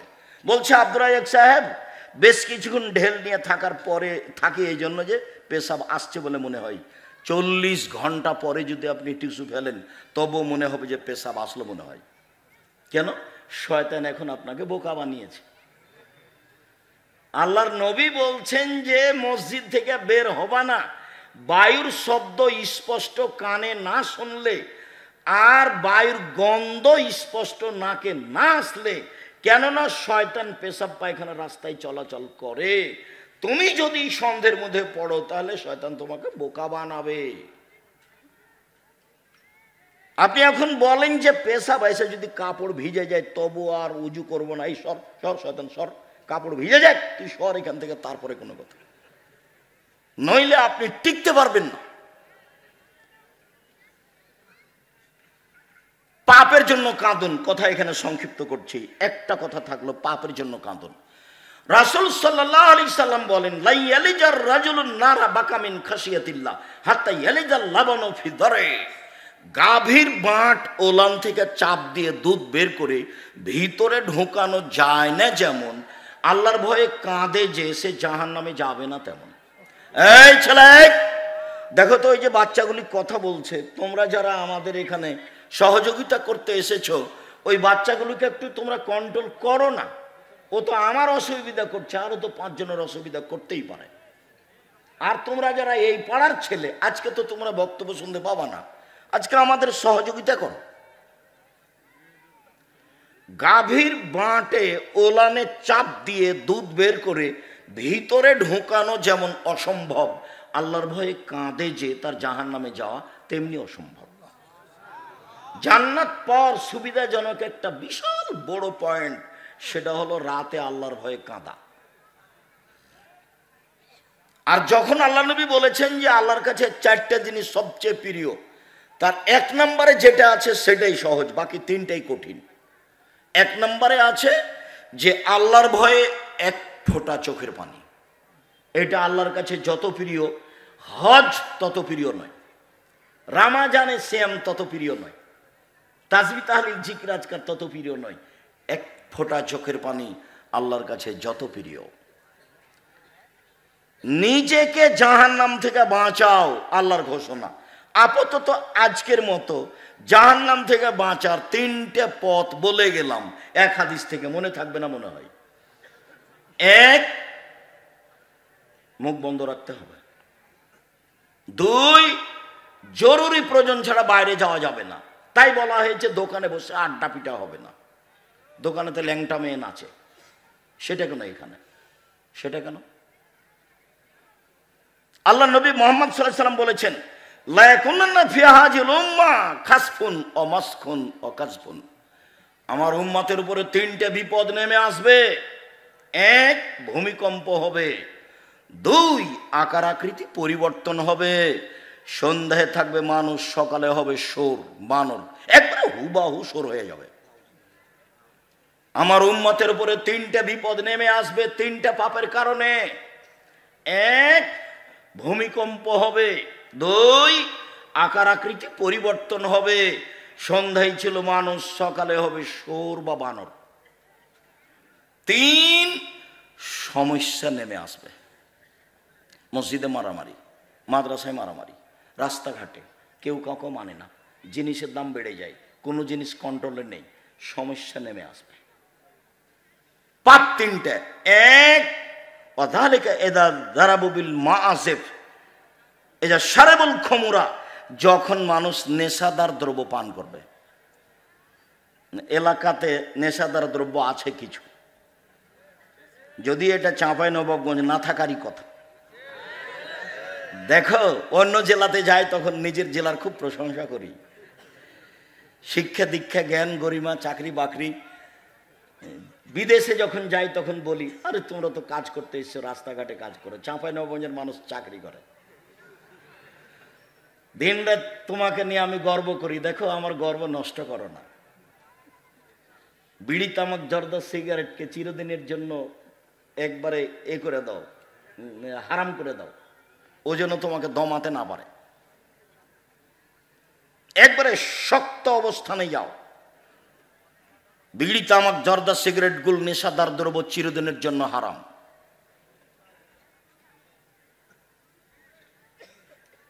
রাসূল সাল্লাল্লাহু আলাইহি ওয়াসাল্লাম বললেন, আমার উম্মতের উপরে তিনটা বিপদ নেমে আসবে তিনটা পাপের কারণে। এক, আমার উম্মত যখন নেশাদার দ্রব্য পান করবে তখন তিনটা বিপদ নেমে। জাহারাতিল কায়নাত, মেয়েরা যখন নাচবে, সব মোবাইলে মেয়ে নাচে, সব দোকানে মেয়ে নাচে, প্রায় সব বাড়িতে মেয়ে নাচে। বড় বিশাল টিভি আছে, ইন্ডিয়ান মেয়ে নাচছে। জান ঠান্ডা হয়ে যাচ্ছে, কলিজা সহাত হয়ে যাচ্ছে, চক্ষু ঠান্ডা হয়ে যাচ্ছে, ধর্ম পাগল হয়ে গেছে। রাসূল সাল্লাল্লাহু আলাইহি সাল্লাম বলেন, তিন শ্রেণীর মানুষ জান্নাতে যাবে, যাবেই যাবে। তার এক শ্রেণীর মানুষ হচ্ছে অপর নারীকে দেখে যে চক্ষু নিচু করে। নেন এবার তোমার বড় মোবাইলের কি হবে? আমার কাছে একটা বাটন ছোট মোবাইল আছে, রিং হলে আমি শুধু অন করতে পারি। তুমি আমাকে বলেছো যে আব্দুর রাজ্জাক সাহেব আমার নামটা একটু সেভ করে রাখতেন, কিন্তু আমি যে সেভ করতে পারি না, আমি শুধু অন করতে পারি। ও দিয়েই জামিয়া সালাফিয়া চলে, মানুষের সাথে ও দিয়েই ওইটা দিয়েই কথা বলি। এদেশের সর্ববৃহৎ প্রতিষ্ঠান, শিক্ষা গুণে, শিক্ষক গুণে, শিক্ষক সংখ্যায়, ছাত্র সংখ্যায়, প্রতিষ্ঠানের আয়তনে এদেশের সর্ববৃহৎ প্রতিষ্ঠান জামিয়া সালাফিয়া। জামিয়া সালাফিয়াতে ইন্ডিয়ান, সৌদি আরব, বাংলাদেশের প্রায় 300 জন শিক্ষক শিক্ষিকা পাঠদান করে থাকেন। এখন চলমান 4 জন আছেন মদিনা বিশ্ববিদ্যালয়ের, 4 জনই টিচার। তারা ওখান থেকে এসে শিক্ষা দিচ্ছে। সেদিন আপনারা দেখে এসেছেন, তার নাম জামিয়া সালাফিয়া। জামিয়া সালাফিয়ায় প্রায় 5000 ছেলে মেয়ে পড়াশোনা করে, 519 জন এতিম আছে। জামিয়া সালাফিয়া ডাঙ্গিপাড়া পবা রাজশাহী প্রায় 40 বিঘা জমির ওপর অবস্থান করে। মেয়েদের যেটা শাখায় এখন গড়তে যাচ্ছে সেটা 60 থেকে 70 বিঘা। যেটা রূপগঞ্জ জামিয়া সালাফিয়া ঢাকা, সেটা প্রায় 100 বিঘা জমির ওপরে, 22 বিঘা মেয়েদের জন্য। সর্বোচ্চ প্রতিষ্ঠান এদেশের শিক্ষা মানে, শিক্ষা গুণে। শিরক মুক্ত প্রতিষ্ঠান জামিয়া সালাফিয়া, বিদআত মুক্ত প্রতিষ্ঠান জামিয়া সালাফিয়া, দল মুক্ত প্রতিষ্ঠান জামিয়া সালাফিয়া, সংগঠন মুক্ত প্রতিষ্ঠান জামিয়া সালাফিয়া, হিংসা মুক্ত প্রতিষ্ঠান জামিয়া সালাফিয়া, দেশের সর্ববৃহৎ প্রতিষ্ঠান জামিয়া সালাফিয়া। জামিয়া সালাফিয়া চাঁপাইনবাবগঞ্জের প্রতিষ্ঠান। চাঁপাইনবাবগঞ্জের লোক এটা করছে, চাঁপাইনবাবগঞ্জের লোকের জন্য এটা গৌরব। অতএব আমি আপনার ছেলের সার্বিক কল্যাণ কামনা করি, এ কথাই ঠিক। সম্মানিত দ্বীনী ভাই বোন, রাসূল সাল্লাল্লাহু আলাইহি সাল্লাম বললেন, মেয়েরা যখন নাচবে তখন তিনটা বিপদ নেমে আসবে। 2 3 ওয়াসারাবুবিল মাযিফ, যখন বাদ্যযন্ত্র প্রকাশ পাবে তখন তিনটা বিপদ নেমে আসবে। সব বাড়িতেই বাজনা বাজে, সব দোকানেই বাজনা বাজে, সবার কানেই বাজনা চলে, ল্যাংটা মেয়ে নাচে সবার কানে। আল্লাহ নবী বললেন, যখন মানুষ উজু করে মুখমণ্ডল ধয়, তো মুখমণ্ডলে যা পাপ হয়েছে সব পাপ পানির সাথে, পানির শেষ ফোঁটার সাথে ঝরে যায়। মুখমণ্ডলে কি পাপ হয়? আল্লাহ নবী বলছেন, আইনানে তাজনের জেনা হুমান নাজর, 2 চোখের জেনা হচ্ছে চোখ দিয়ে দেখা। অলাইনানে জেনা হুমাল ইস্তেমাও, 2 কানের জেনা হচ্ছে কান দিয়ে শোনা। অল মুখ অল ফাম জেনাহা নতক, মুখের জেনা হচ্ছে কথা বলা। এগুলো সব মুখমণ্ডলে আছে। এগুলো বড় বড় জেনার মাধ্যম, কান জেনার মাধ্যম, চক্ষু জেনার মাধ্যম, মুখ জেনার মাধ্যম। বুঝুনি তুমি? না বুঝে তুমি মেয়েটার সাথে দিনরাত গল্প করো প্রেমের জেনার, তুমি মনে করো কেউ দেখে না। ভুল হিসাব তোমার। তুমি মারিয়ামের মতো ভুলে যাও। মারিয়াম বলেছিল, কুনতু নাসিয়া মানসিয়া, আমি জাতির কাছে এমন হতে চাই, আমি মারিয়াম, এটা কেউ জানবে না যে আমি মারিয়াম। কেন? আমি যদি বাচ্চা নিয়ে গ্রামে যাই তাহলে জনগণ বলবে, ছি ছি ছি ছি ছি, তুমি জেনা করে বাচ্চা নিয়ে এসেছো। তুমি বাইতুল মুকাদ্দাসে মসজিদে থাকো, মসজিদ ঝাড়ু দাও, তুমি এমন কাজ করো, আমি কি দিয়ে বুঝাবো গ্রামবাসীকে? বাচ্চা নিয়ে গ্রামে ঢুকলেন, তখন গ্রামের লোকেরা বলল, ছি ছি ছি ছি ছি ছি ছি, তোমার মা ভালো, তুমি এত খারাপ। ছি, তোমার বাপ ভালো, তুমি এত খারাপ। তো আমি মারিয়াম নাসিয়া মানসিয়া হয়ে যেতে চাই, কেউ যেন না জানে আমাকে। ওই মেয়েটার নাম্বার তুমি চিরদিনের জন্য ভুলে যাও। মেয়েটা যে কে এটা তুমি ভবিষ্যতেও মনে রাখবা না, কোনো দিন মনে রাখবা না। নইলে ও তোমাকে ধ্বংস করবে, তোমার বাপকে ধ্বংস করবে, তোমার বংশকে ধ্বংস করবে, তোমার জাতিকে করবে। তুমি সেখান থেকে ফিরে আসো 1 মিনিট, তোমাকে এখানে বাস্তব দেখায়। জুলাইখায় দরজা বন্ধ করেছিল সব। জুলাইখা সব দরজা বন্ধ করে বলেছিল ইউসুফকে, হাই তালাক, এইসব তুমি আমার সাথে জেনায় লিপ্ত হও। তখন এইসব বলেছিলেন, মাযাল্লাহ, আমি আল্লাহর কাছে আশ্রয় চাচ্ছি। বলো কি তুমি? ইন্নাহু রাব্বি আহসানা মাসায়া, আরে তোমার স্বামী আমার মালিক, আমাকে ভালো থাকতে দিয়েছেন, আমাকে ভালো খেতে দিয়েছেন, আমি এই অন্যায় কেমনে করি? তোমার স্বামী আমার মালিক। জুলাইখা, তোমার স্বামী আমার মালিক, আমাকে ভালো থাকতে দিয়েছেন, ভালো খেতে দিয়েছেন, আমি ওই অন্যায় কেমনে করতে পারি? মাযাল্লাহ, আমি আল্লাহর কাছে আশ্রয় চাচ্ছি। এই বলে তিনি দিলেন দৌড়। তখন দরজা খুলে বের হয়েছেন, এটা বোঝা যায় না। তিনি যখন শেষ দরজায় বের হয়েছেন, পিছনে আছে জুলাইখা, সামনে পড়ে গেল জুলাইখার স্বামী। এক জায়গায় 3 জন। জুলাইখার স্বামী, জুলাইখা, ইউসুফ আলাইহিস সালাম। সামনে পড়তেই জুলাইখা বলল, এই দেখেন, কথা উল্টে দিচ্ছে। জুলাইখা বলল, এই দেখেন, আপনি যাকে বাড়িতে রেখেছেন সে আপনার স্ত্রীর সাথে জেনা করতে চায়। এত খারাপ মানুষ আপনি বাড়িতে রাখেন, এর কি শাস্তি হতে পারে? আরে আপনি কি শাস্তি উল্লেখ করবেন? আমি জুলাইখা বলছি, একে যথাযথ পিটন দিতে হবে, নইলে জেলখানায় বন্দি করতে হবে। 12 বছর জেল হলো। 12 বছর পরে সরকারের পক্ষ থেকে ইউসুফকে ডেকে পাঠানো হলো। ইউসুফ বললেন, জি না, আমি জেল থেকে বের হব না যতক্ষণ পর্যন্ত জুলাইখা জাতির সামনে ঘোষণা না দিবে আমি জুলাইখা অন্যায় করেছি, ইউসুফ করেনি। এই ঘোষণার পূর্ব পর্যন্ত আমি ইউসুফ জেল থেকে বের হব না। আমাদের নবী মুহাম্মদ সাল্লাল্লাহু আলাইহি সাল্লাম বললেন, আমার চেয়ে ইউসুফের অনেক ধৈর্য বেশি, আমার চেয়ে ইউসুফের অনেক ধৈর্য বেশি। আরে আমি মুহাম্মদ সাল্লাল্লাহু আলাইহি সাল্লাম যদি 12 বছর জেলে থাকতাম আর সরকারিভাবে যদি আমাকে ডেকে পাঠানো হতো, তাহলে আমি তাড়াহুড়া করে বের হতাম, চলো চলো চলো চলো। আমাদের নবী মুহাম্মদ সাল্লাল্লাহু আলাইহি সাল্লাম বলছেন যে আমার চেয়ে ধৈর্যশীল কে? ইউসুফ আলাইসাল্লাম। ইউসুফ আলাইসাল্লাম বলছেন জি না, হবে না, আগে জুলাইখাকে জাতির সামনে ঘোষণা দিতে হবে। জুলাইখা ঠিকই 12 বছর পরে জাতির সামনে ঘোষণা দিল, আমি অন্যায় করেছি, ইউসুফ অন্যায় করেনি।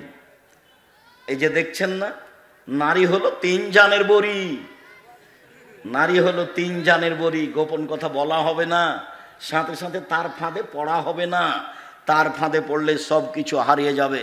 শুনুন, রাসূল সাল্লাল্লাহু আলাইহি সাল্লাম বলেন, 3টা পাপের কারণে আমার উম্মতের উপরে গজব নেমে আসবে। 1, যখন তারা নেশাদার দ্রব্য পান করবে। 2, মেয়েরা যখন নাচবে। 3, যখন বাদ্যযন্ত্র প্রকাশ পাবে। সব দোকানে বাজনা বাজে, সব মোবাইলে বাজনা বাজে। তোমার মোবাইলে যেন আর কখনো কোনো মেয়ে না নাচে, চিরদিনের জন্য তুমি বন্ধ করো। চক্ষু ঠান্ডা করে জান্নাতের মেয়ে ভোগ করার হিসাব করো না। জান্নাতের মেয়ে ভোগ করা অত সহজ নয়, ওরা অত সাধারণভাবে নেই। আল্লাহ তাআলা বলছেন, ওরাকে আমি এমন ভাবে রেখেছি জিন কোনোদিন তাদের স্পর্শ করেনি, মানুষ তাদের স্পর্শ করেনি। ওরাকে ঝিনুকের মধ্যে লুকানো আছে, যখন তাদেরকে বের করা হবে তখন মনে হবে যে এরা ঝিনুকের মধ্যে লুকানো মুক্তা। তাদের কোনোদিন পেশাব হবে না, তাদের কোনোদিন পায়খানা হবে না, তাদের কোনোদিন হায়েজ হবে না। তাদের রূপ চেহারা ভিন্ন ধরনের হবে। 16-18 বছর মেয়েরা যেমন হয়, জান্নাতের মেয়েরা তেমন হবে, তার চেয়ে হাজারো গুণ সুন্দরী। চক্ষু হবে টানা টানা, লম্বা লম্বা, আর মাথার চুল হবে কঁকড়া কঁকড়া। সুন্দরী হওয়ার জন্য যা কিছু লাগে সব কিছু তাদের মাঝে আছে। জান্নাতের মেয়ে ভোগ করতে হলে এই চক্ষু দিয়ে এসব কিছু ভোগ করে জান্নাতের মেয়ে ভোগ করা যাবে না, ভুল হিসাব। এখানে আরো একটা কথা থেকে গেল। আল্লাহ নবী বলছেন, সালাসাতুন লা ইয়াদখুলুল জান্নাহ আবাদা, 3 শ্রেণীর মানুষ জান্নাতে যাবে না, কখনো যাবে না। 3 শ্রেণীর মানুষ জান্নাতে যাবে না, কখনো যাবে না। 1, দায়ুস, যার ছেলে মেয়ে স্ত্রী পর্দায় থাকে না। গ্রামের সবাই নাকি চাচা, গ্রামের সবাই নাকি বড় ভাই, সবাই নাকি ছোট ভাই, ধর্ম এইভাবে আছে। তাহলে তো বিবাহের মতোই হয়ে গেল। থুবড়া খাওয়াচ্ছে, তখন ওই লোকটার সামনে মেয়েটা বসে আছে, এটা তো চাঁপাইনবাবগঞ্জ। তো মেয়েটা বসে আছে আর ওই লোকটা তার মুখে ক্ষীর তুলে দিচ্ছে। কত নোংরা নীতি বিবাহের! ছি ছি ছি ছি ছি। বইয়ের মুখে ক্ষীর তুলে দিতে হয়, বইয়ের মুখে দিতে হয়। ও কি বউ? ওই মেয়েটার বিবাহ হবে, তাই থুবড়া, তাই সবাই গ্রামের লোক থুবড়া খাওয়াচ্ছে। আর মহিলাগুলো গীত বলছে আর বলছে টাকা দিলে মুখ খুলবো। থুবড়া চিরদিনের জন্য হারাম। থুবড়া শব্দর মুখের উপরে পেশাব করে দিতে হবে, দিয়ে বলতে হবে থুবড়া পৃথিবীতে নেই। 20 বছর পরে কেউ যদি বলে থুবড়া, তাহলে আর কেউ বলবে কি গো, থুবড়া কি জিনিস গো? আচ্ছা, থুবড়া শব্দ কি তাহলে ডিকশনারিতে দেখতে হবে নাকি, কি সেটা? এমন হতে হবে। যেমন ডুলি বিবি শব্দ চিরদিনের জন্য হারাম, ডুলি বিবি শব্দ একবারে ভুলে যেতে হবে, ডুলি বিবি কোনো শব্দই নেই। বিবাহতে গিয়ে মাঝা খরচ দিতে হবে, এটা হারাম। বিবাহতে ছেলের পক্ষ থেকে মেয়ের পক্ষ থেকে যা গেছে আপনার ওই ইয়েতে বরণতাতে ক্ষীরকাঁচিতে ছেলের পক্ষ থেকে তার ডবল যাবে, এই নীতি হারাম। মেয়ের বাপকে সব কিছু বেশি দিতে হবে, এই নীতি হারাম। বড় মেয়েদের গীত গাওয়া, এই নীতি হারাম। বউ দেখতে যে টাকা দেওয়া, এই নীতি হারাম। চাঁপাইনবাবগঞ্জের বিবাহের শুরু থেকে শেষ পর্যন্ত একটা কাজ যায় যে একথা আমার জানা নেই। শুরু থেকে শেষ পর্যন্ত সবই হারাম। একটা কাজ যায় আমি এই জেলার মানুষ হিসেবে আমার জানা নেই। যদিও এরা একটা কাজ মনে করে যে উকিল বাপ লাগে, উকিল বাপ লাগে। তো রংপুর, দিনাজপুর, লালমনিরহাট, নীলফামারী, কুড়িগ্রাম, পঞ্চগড়, ঠাকুরগাঁ এসব ডিস্ট্রিক্টের মানুষ মনে করে যে উকিল বাপ ধরাই লাগবে। আর চট্টগ্রামের লোক মনে করে যে উকিল বাপই হলো বাপ। আজ থেকে ওই হলো বাপ, ওই মেয়ের বাড়ি যাবে, ও আসবে, এই হলো বাপ ঘোষণা হয়ে গেছে। যাবে আসবে, যাবে আসবে, মরা পর্যন্ত হলো বাপ আর হলো বেটি। কেমন কথা! এ কোন ধরনের নোংরা নীতি? বিবাহের জন্য 4 জন সাক্ষী লাগে না 2 জন লাগে? 4 জন নয়, খাতাতে নিয়ম লেখা আছে ওটা হারাম। 2 জন সাক্ষী পক্ষে নয়। একটা বিবাহ জায়েজ হওয়ার জন্য কয়টা সাক্ষী? 2 জন, বাস। কোর্টের বিবাহ বাতিল। কোর্টে যদি বিবাহ হয় আর মেয়ে যদি 10 ছেলে হয়ে যায় তো 10টাই হারাম। 10 ছেলের মায়ের বিবাহ পড়াতে হবে। কাকে দিয়ে পড়াতে হবে? ওর বাপকে। বলো ওর বাপ মারা গেছে। তো ওর ভাই, বলো ওর বড় ভাই মারা গেছে। তো বলো ওর ছোট ভাই, ছোটটাও মারা গেছে। কে আছে? যেগুলো ছেলে জন্ম নিয়েছে সেগুলো আছে। ওর মা ওর বিবাহ পড়ায়।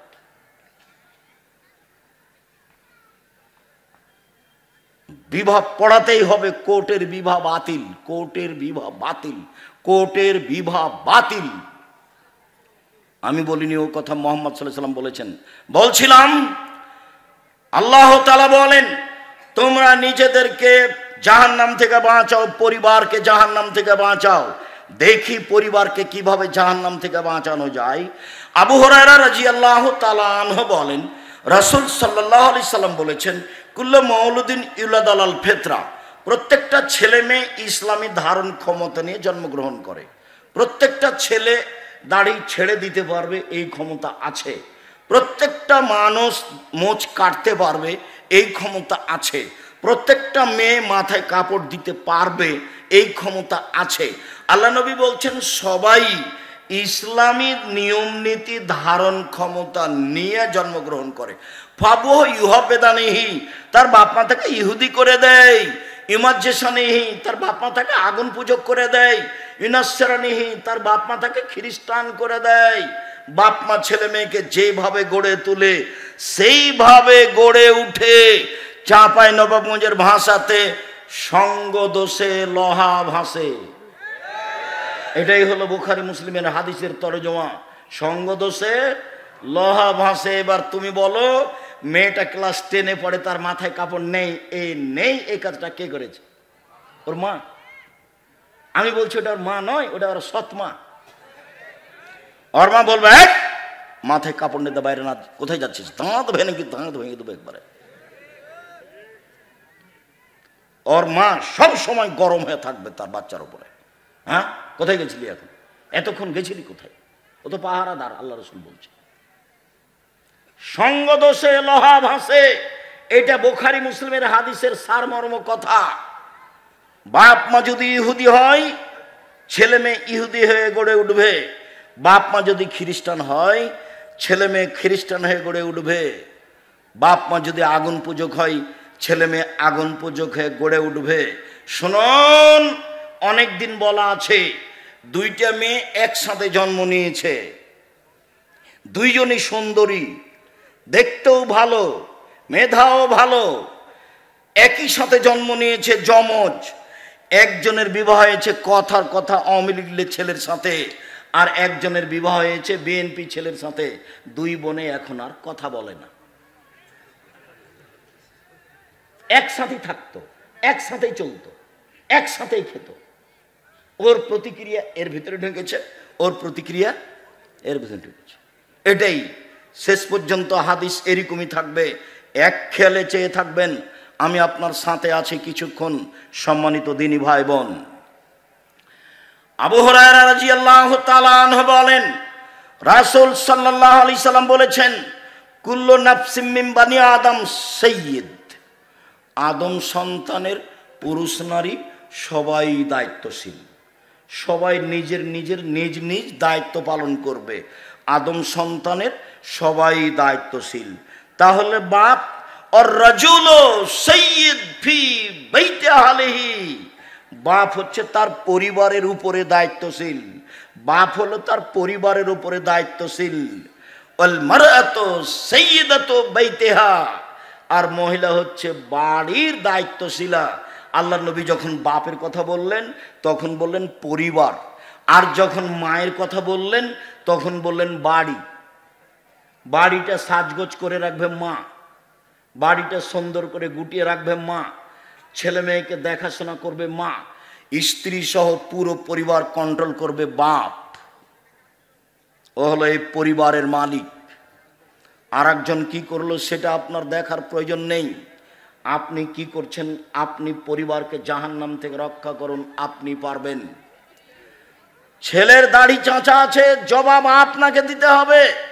ছেলের টাকনোর নিচে প্যান্ট আছে, জবাব আপনাকে দিতে হবে।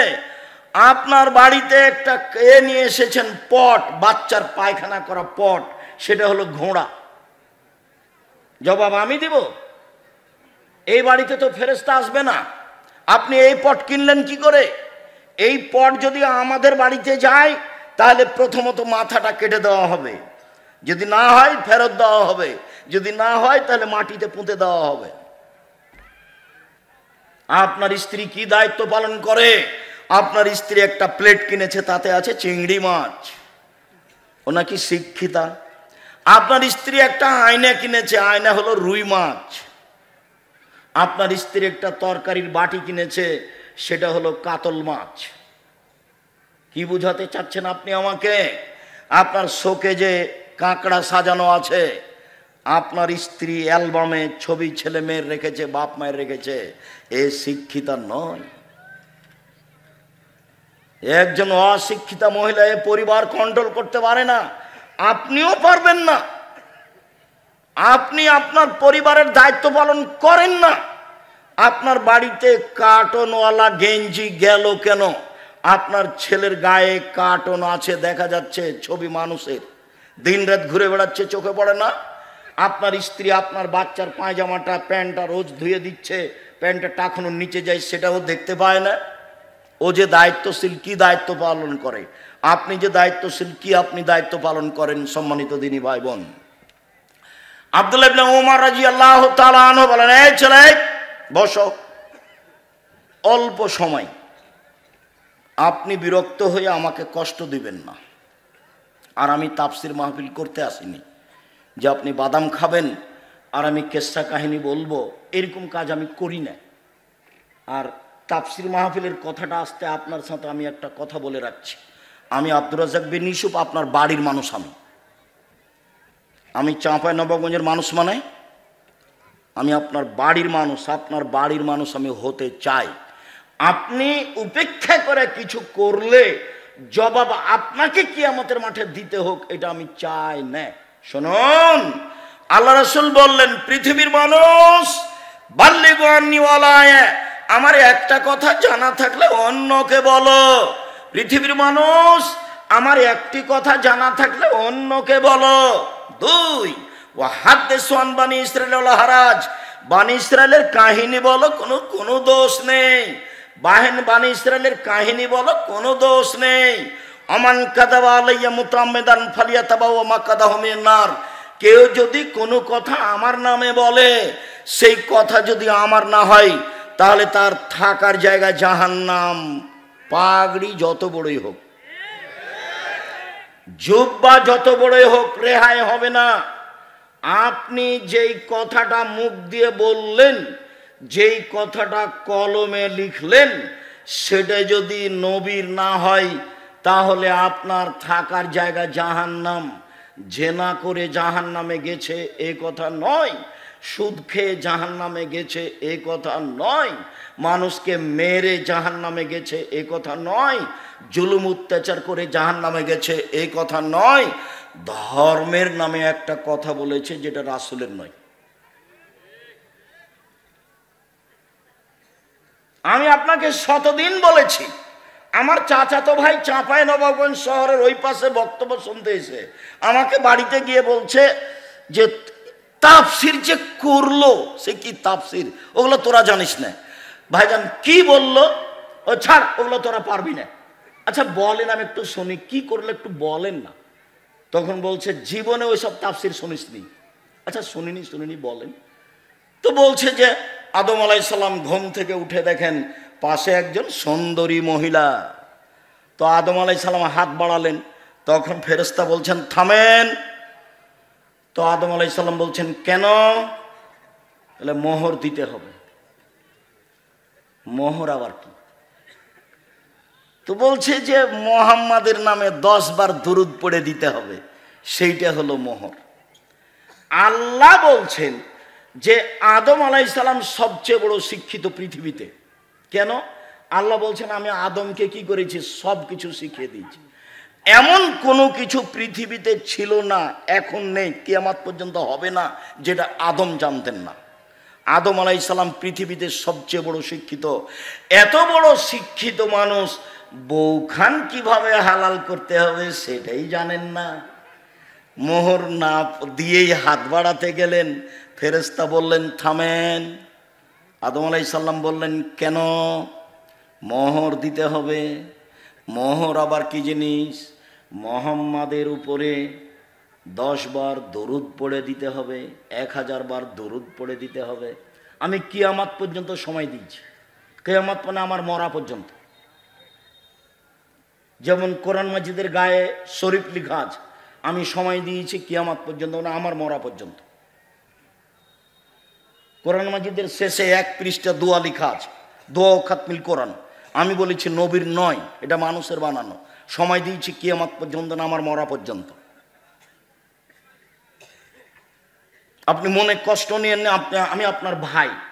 আপনি মনে কষ্ট নিয়েন না, আমি আপনার ভাই। আপনি মনে কষ্ট নিয়েন না, আমি আপনার ভাই, আমি আপনার ছেলে। আপনার বাড়িতে লেখাপড়া করে আমি মানুষ হয়েছি, আপনার সামনে আমি হক কথা বলবো, এটা আমার অধিকার আছে। আপনি যদি কিছু মনে করেন আমি দুঃখিত, আপনি দায়িত্ব পালন করেননি। এই জন্য মুকশিদুল মুমিনিন বইয়ে প্রথমে লেখা আছে 1 ওয়াক্ত নামাজ কাজা করলে 80 হোক বা জাহান্নামে থাকতে হয়। প্রমাণ করেন দেখি, প্রমাণ করেন দেখি। বইয়ের এক জায়গাতে হেডলাইনে লেখা আছে অবিবাহিত ছেলেমেয়ের পড়া নিষেধ। অবিবাহিত ছেলেমেয়ের পড়া নিষেধ, যে দেখে সেই পড়ে, যে দেখে সেই পড়ে, যে দেখে সেই পড়ে।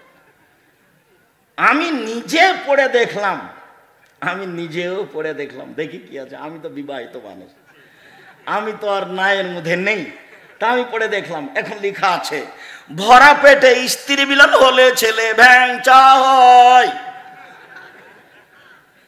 সফরের পূর্বে স্ত্রী মিলন হলে ছেলে কানা হয়, চন্দ্র সূর্য গ্রহণে স্ত্রী মিলন হলে ছেলে টেরা হয়। এসব কথা লেখা আছে। আল্লাহর কসম, আমি আব্দুর রাজ্জাক বিন ইউসুফ আপনার কাছের মানুষ, আল্লাহর কসম এগুলো সত্য কথা নয়, বরং কোরআনের বিরোধী। আল্লাহ বলছেন নিসাউকুম হারসুল লাকুম ফাতু হারসাকুম আন্না শিতুম। পৃথিবীর মানুষ তোমাদের স্ত্রী তোমাদের জমি, পৃথিবীর মানুষ তোমাদের স্ত্রী তোমাদের ক্ষেত, পৃথিবীর মানুষ তোমাদের স্ত্রী তোমাদের জমি।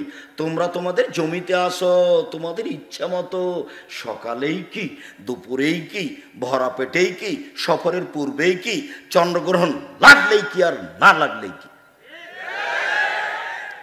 ঋতু হাইজ অবস্থায় স্ত্রী মিলনে যাওয়া না, বাস। এটা আল্লাহর দেওয়া বিধান। পৃথিবীর মানুষ, আমার একটি কথা জানা থাকলে অন্যকে বলো। পৃথিবীর মানুষ, বানি ইসরায়েলের কাহিনী বলো, কোনো দোষ নেই, মানে সত্য কাহিনী হতে হবে। 1 মিনিট, সত্য কাহিনী হতে হবে। 1 মিনিট, 1 মিনিট বলে কি বলতে চাচ্ছেন আব্দুর রাজ্জাক সাহেব? হ্যাঁ, একটা সত্য কাহিনী দেখাই। ইস্তারা রাজুলুন মিন রাজুলিন আকারান। একটা লোক একটা লোকের কাছে জমি কিনে নিয়েছিল হাজার হাজার বছর পূর্বে। জমি চাষ করতে গিয়ে স্বর্ণের পাতিল পেল। এখন জমি ক্রেতা স্বর্ণের পাতিলটা বিক্রেতার কাছে নিয়ে গিয়ে বলছে খুদ্দাহ বাকা মিন্নি, আপনি স্বর্ণের পাতিল নেন। ইস্তারে তো মিনকাল আর দলন আবতা মিনকা দাহাব, আমি আপনার কাছে জমি কিনে নিয়েছি, স্বর্ণের পাতিল কিনে নিনি, নেন নেন। তখন বিক্রেতা বলছে বাইতুল আর জমা ফিহা, জমিও বিক্রি করেছি, জমিতে যা ছিল সবই বিক্রি করেছি, পাতিল নেব না। হাদিস বুখারী মুসলিম, হাজার হাজার বছর আগের কাহিনী। এই হলো বানি ইসরায়েলের কাহিনী। পৃথিবীর আলেম ওলামা, তোমরা বানি ইসরায়েলের কাহিনী বলো। ও মুফাসসির সাহেব, আপনি বানি ইসরায়েলের সত্য কাহিনী বলেন, আপনি সহিহ হাদিস বলেন। যদি আপনার কোনো কথা এমন হয়ে যায় যেটা নবীর নয়, তখন থাকার জায়গা জাহান্নাম, পথ ঘাট থাকবে না। জোব্বা যত বড়ই হোক, পীর যত বড়ই হোক, লাভ হবে না, বাঁচার কোনো পথ নেই। হাদিস বুখারী মুসলিম। আল্লাহ নবী বলছেন কাফাবিল মারে কাদওয়ানি ইউহাদ্দিসু বিকুল্লি মা সামিয়া, মুখ দিয়ে কথা বলার পূর্বে ও যেন তদন্ত করে দেখে, তদন্ত না করে যেন কোনো কথা ধর্মের নামে না বলে। বন্ধ থাক, ধর্ম বন্ধ থাক, তুমি বলিও না। বলতে গেলে দেখে বলিও। আমি বলছি না যে আপনি কাঁদ মাসা করিয়েন না উজুতে, আমি এই কথা বলছি না। আমি বলছি আপনি কাদমাশা করেন, কিন্তু যদি নবীর না হয়ে থাকে তাহলে আপনার কি হবে? আপনার আমি এটা বন্ধ করতে আসিনি। আপনি বলেন আল্লাহুম্মা সাল্লি আলা সাইয়্যিদিনা নাবিয়ানা মুহাম্মদ, বলেন, আমি আপনাকে নিষেধ করিনি, এই কাজ আমি করি না। আপনি বলেন, আমি যেটুকু বলছি সেটুকু হচ্ছে এইটা যদি নবীর না হয় তাহলে আপনার কি হবে, তাকে আপনি তদন্ত করেন, নবীর প্রমাণ হোক। আপনি একজন বড় মুফাসসির, আপনি একজন বড় মুফাসসিরের সহযোগী, আপনি এমনটা করছেন, যদি রাসূলের না হয় তাহলে আপনার এবং তার কি হবে, এইটা আপনি বিবেচনা করছেন না কেন? এইভাবে তাফসীর করাটা ঠিক ওইরকম। কেমন? ফাতেমা যেমন বলেছিলেন, ফাতেমা কান্দিয়া কয় আজ বুঝি হুসাইন কারবালাতে শহীদ হয়। ফাতেমা কান্দিয়া কয় আজ বুঝি হুসাইন কারবালাতে শহীদ হয়। যেদিন হুসাইন কারবালাতে শহীদ হচ্ছেন ইরাকের মাটিতে, তার 49 বছর আগে ফাতেমা মারা গেছেন। কতদিন আগে মারা গেছেন? 49 বছর আগে। তাহলে ফাতেমা এইভাবে কিভাবে বলবেন?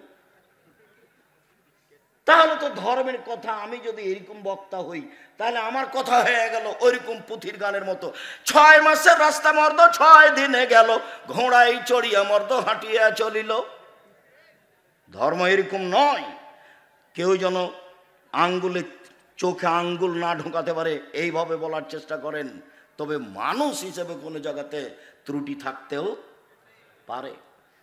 আবু মুসা আশআরী রাদিয়াল্লাহু তাআলা আনহু বলেন, রাসূল সাল্লাল্লাহু আলাইহি সাল্লাম বলেছেন, আইয়ুমা রাজুলিন লাহু ওয়ালিদা, কারো যদি একটা কাজের মেয়ে থাকে, কাজের মেয়ে, ফাআদ্দাবাহা ফাসানা তাদিবাহা, তাকে যদি শিষ্টাচার শিখিয়ে দেয়, সুন্দর শিষ্টাচার শিখিয়ে দেয়, আল্লামাহা ফাসানা তালিমাহা, তাকে যদি বিদ্যা শিখিয়ে দেয়, সুন্দর বিদ্যা শিখিয়ে দেয়, ফালাহু আজরান, তার জন্য ডবল নেকি রয়েছে।